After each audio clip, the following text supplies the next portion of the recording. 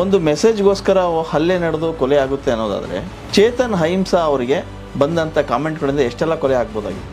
ಒಂದು ಮೆಸೇಜು ಅಥವಾ ಅದೆಷ್ಟೇ ಅಶ್ಲೀಲವಾಗಿದ್ದರೂ ಕೂಡ ನಾವು ಸಿನಿಮಾ ಸ್ಟಾರ್ಗಳಂದಮೇಲೆ ಸಿನಿಮಾ ಆ್ಯಕ್ಟರ್ಗಳಂದಮೇಲೆ ನಾವು ಎಷ್ಟು ಜನರ ಮುಂದೆ ಇರೋರು ಸ್ವಲ್ಪ ಲೂಸ್ ಟಾಕಿಗೆ ಅದನ್ನು ಒಪ್ಕೊಳ್ಳದೇ ಇದ್ರೂ ಅದನ್ನು ಇಷ್ಟಪಡದೇ ಇದ್ರೂ ಅದನ್ನು ಸಹಿಸ್ಕೊಳ್ಳೋ ಮನಸ್ಥಿತಿ ನಮ್ಮಲ್ಲಿರಬೇಕು. ಸುಮಲತಾ ಅವರು ಅವರ ರಾಜಕೀಯ ಚಟುವಟಿಕೆಗೆ ದರ್ಶನ್ ಅವರು ಎಂಟ್ರಿ ಆಗಿದ್ದರು. ಸೊ ಈ ಘಟನೆ ನಂತರ ಎಲ್ಲೂ ಕೂಡ ಮಾತಾಡಲಿಲ್ಲ. ನೀವೇ ಒಂದು ಕಡೆಗೆ ಅದನ್ನು ಪ್ರಶ್ನೆ ಮಾಡ್ತೀರಾ. ನಾನು ದರ್ಶನ್ ಪರವಾಗಿ ನಿಂತ್ಕೊಂಡ್ರೆ ಜನ ನನ್ನನ್ನು ಬೈತಾರೆ, ದರ್ಶನ ವಿರುದ್ಧ ನಿಂತ್ಕೊಂಡ್ರೆ ದರ್ಶನ್ ಅಭಿಮಾನಿಗಳು ನನ್ನನ್ನು ಬೈತಾರೆ. ನಾನು ಅದಕ್ಕೆ ಮೌನವಾಗಿದ್ದೆ ಅಂತ ಬಂದು ಹೇಳಿ. ಈ ಪ್ರಕರಣ ಕುರಿತಂತೆ ಉಪೇಂದ್ರ ಅವರು ಒಂದು ಹೇಳಿಕೆ ಕೊಡ್ತಾರೆ, ಅದು ಅಜ್ಞಾನದ ಹೇಳಿಕೆ ಅಂತ ನೀವು ಹೇಳ್ತೀರಾ. ಆ್ಯಂಡ್ ಎಲ್ಲರೂ ಮಾತಾಡಿರೋರೆಲ್ಲ ಉತ್ತಮವಾಗಿ ಮಾತಾಡಿದ್ದಾರೆ ಅಂತ ನಾನು ಹೇಳೋಕ್ಕಾಗಲ್ಲ. ಎಷ್ಟೋ ಜನ ಭಾಳ ಲೂಸಾಗಿ ಮಾತಾಡಿದ್ದಾರೆ, ಭಾಳ ಕೇರ್ಲೆಸ್ ಆಗಿ ಮಾತಾಡಿದ್ದಾರೆ. ಇದು ಒಂದು ರೀತಿ ಒಂದು ಸಿನಿಮ್ಯಾಟಿಕ್ ಎಂಟರ್ಟೈನ್ಮೆಂಟ್ ಮೈಂಡ್ ಸೆಟ್ ಇದು. ಮೋದಿ ಚಾವ್ ಮಾಡಿದಾರೋ ಇಲ್ಲ ಗೊತ್ತಿಲ್ಲ, ಅವರು ಮಾಡಿದ್ದೆ ಮಾಡ್ತಾ ಇದ್ದೆ ಅಂತ ಹೇಳ್ತಾ ಇದ್ರು. ಹಾಗಾದರೆ ದರ್ಶನ್ ಲೈಟ್ ಬೈ ಆಗಿರಲಿಲ್ವಾ? ಅವ್ರನ್ನ ಎಷ್ಟು ಬೆಳೆದಿದ್ದಾರೆ ಅಂತ ತೋರ್ಸೋಕ್ಕೆ ಎಷ್ಟು ತಳಮಟ್ಟದಿಂದ ಬಂದಿದ್ದಾರೆ. ಚಾ ಮಾರೋನು ಒಂದು PM ಆಗ್ಬೋದು ಅನ್ನೋ ಒಂದು ಕಲ್ಪನೆನೇ ಚೆನ್ನಾಗಿದೆ. ಅದು ಕ್ಯಾಮ್ರಾಮ್ಯಾನ್ ಅಸಿಸ್ಟೆಂಟ್ಸ್ನಲ್ಲಿ ದರ್ಶನ್ ಶ್ರೀನಿವಾಸ್ ಇದ್ದಾರೆ. ಬೆಳಕು ಸಹಾಯಕರು ಲೈಟ್ ಬಾಯ್ಸ್ನಲ್ಲಿ ದರ್ಶನ್ ಶ್ರೀನಿವಾಸ್ ಹೆಸರಿಲ್ಲ. ದರ್ಶನ್ ಅವರ ಪರ ಅವ್ರ ಫ್ಯಾನ್ಸ್ ಬ್ಯಾಟಿಂಗ್ ಮಾಡ್ತಾರೆ. ಇವತ್ತು ದರ್ಶನ್ ಮಾಡಿದ ಸರಿ ಅನ್ನೋ ಅರ್ಥದಲ್ಲಿ ಮಾತಾಡ್ತಾರೆ. ಫ್ಯಾನ್ಸ್ಗೆ ಏನು ಹೇಳ್ತೀರಾ? ಎಲ್ಲರಿಗೂ ದರ್ಶನ್ ನಡವಳಿಕೆ ಇಷ್ಟ ಅಂತ ನಾನು ಜನರಲೈಸ್ ಮಾಡೋಕ್ಕಾಗಲ್ಲ. ಫ್ಯಾನ್ಸ್ಗಳು ದರ್ಶನ್ ಕೂದಲು ಇಷ್ಟ ಇರ್ಬೋದು, ಬೇರೆ ಬೇರೆ ಕಾರಣಗಳು, ಬಟ್ಟೆ ಸ್ಟೈಲ್ ಇಷ್ಟ ಇರ್ಬೋದು, ಏನೇನೋ ಇಷ್ಟ ಇರ್ಬೋದು. ಸೊ ಎಲ್ಲರೂ ದರ್ಶನ್ ನಡವಳಿಕೆನ ಒಪ್ತಾರೆ ಅಥವಾ ಅದನ್ನು ಪರ ಇದ್ದಾರೆ ಅಂತ ನಾನು ಹೇಳೋಕ್ಕಾಗಲ್ಲ. ಈ ಪ್ರಕರಣ ಬಂದಾಗ ಒಂದಿಷ್ಟು ಜನ ಮಂಡಳಿ ಮೇಲೆ ಏನು ಆಗ್ರಹ ಮಾಡ್ತಾರೆ, ಅವ್ರನ್ನ ಬ್ಯಾನ್ ಮಾಡಬೇಕು ನೀವು ಅಂತ. ಇಂಪ್ಲಿಮೆಂಟ್ ಮಾಡಿ ಕಾನೂನಾತ್ಮಕವಾಗಿ ಬ್ಯಾನ್ ಮಾಡೋಕ್ಕೆ ಯಾರಿಗೂ ಯಾರನ್ನೂ ಬ್ಯಾನ್ ಮಾಡೋಕ್ಕಾಗಲ್ಲ ಸಿನಿಮಾ ರಂಗದಲ್ಲಿ. ಡಾಕ್ಟರ್ ಮಂಜುನಾಥ್ ಅವರ ಆಸ್ತಿ ಘೋಷಣೆ ವಿಚಾರವಾಗಿ ಮಾತಾಡ್ತೀರಾ. ಸೇವೆ ಸರಳ ಜೀವಿ ಅಂದಮೇಲೆ ನೀವು ದುಡ್ಡನ್ನು ಮುಖ್ಯ ಮಾಡಿರಲ್ಲ. ಸಾಮಾಜಿಕ ಕಾಳಜಿ ಇದ್ದಾಗ ನಾನು ಒಂದು ಕೇಳ್ತೀನಿ, ನಿಮಗೆ ದುಡ್ಡು ಜಾಸ್ತಿ ಬರಲ್ಲ, ಯಾಕೆ ಬೇಕು ನಿಮ್ಗೆ ಅಷ್ಟೊಂದು ದುಡ್ಡು? ಕನ್ನಡ ಚಿತ್ರರಂಗದ ಮಾರ್ಕೆಟೇ ಬಿದ್ದೋಗಿದೆ ಅಂತಾರೆ. ಚಿತ್ರರಂಗ ಕ್ಷೇಮ ಅನಿಸ್ತಾ ಇದೆ. ಕತೆ, ಚಿತ್ರಕಥೆ, ಬರವಣಿಗೆ ಬೆಲೆ ಕೊಟ್ಟು, ನಿರ್ದೇಶಕಕ್ಕೆ ಬೆಲೆ ಕೊಟ್ಟು ಸಿನಿಮಾನು ಗೆಲ್ತವೆ, ಎಲ್ಲರಿಗೂ ಪ್ಲಸ್ಸು. ಚೇತನ್ ಅವರ ಸಿನಿಮಾ ಚಟುವಟಿಕೆ ಎಲ್ಲಿಗಿದೆ? ಈ ಹೋರಾಟದ ಹಾದಿ ಮಧ್ಯೆ ಎಲ್ಲಾದರೂ ಹಾದಿ ತಪ್ತಾ? ನಾನು ಕರ್ನಾಟಕಕ್ಕೆ ಬಂದಿದ್ದೆ ಸಿನಿಮಾ ಮಾಡೋಕ್ಕಲ್ಲ. ಸಿನಿಮಾ ಬಹುಶಃ ನನ್ನ ದಾರಿನ ಸ್ವಲ್ಪ ತಲುಪಿಸಿದೆ.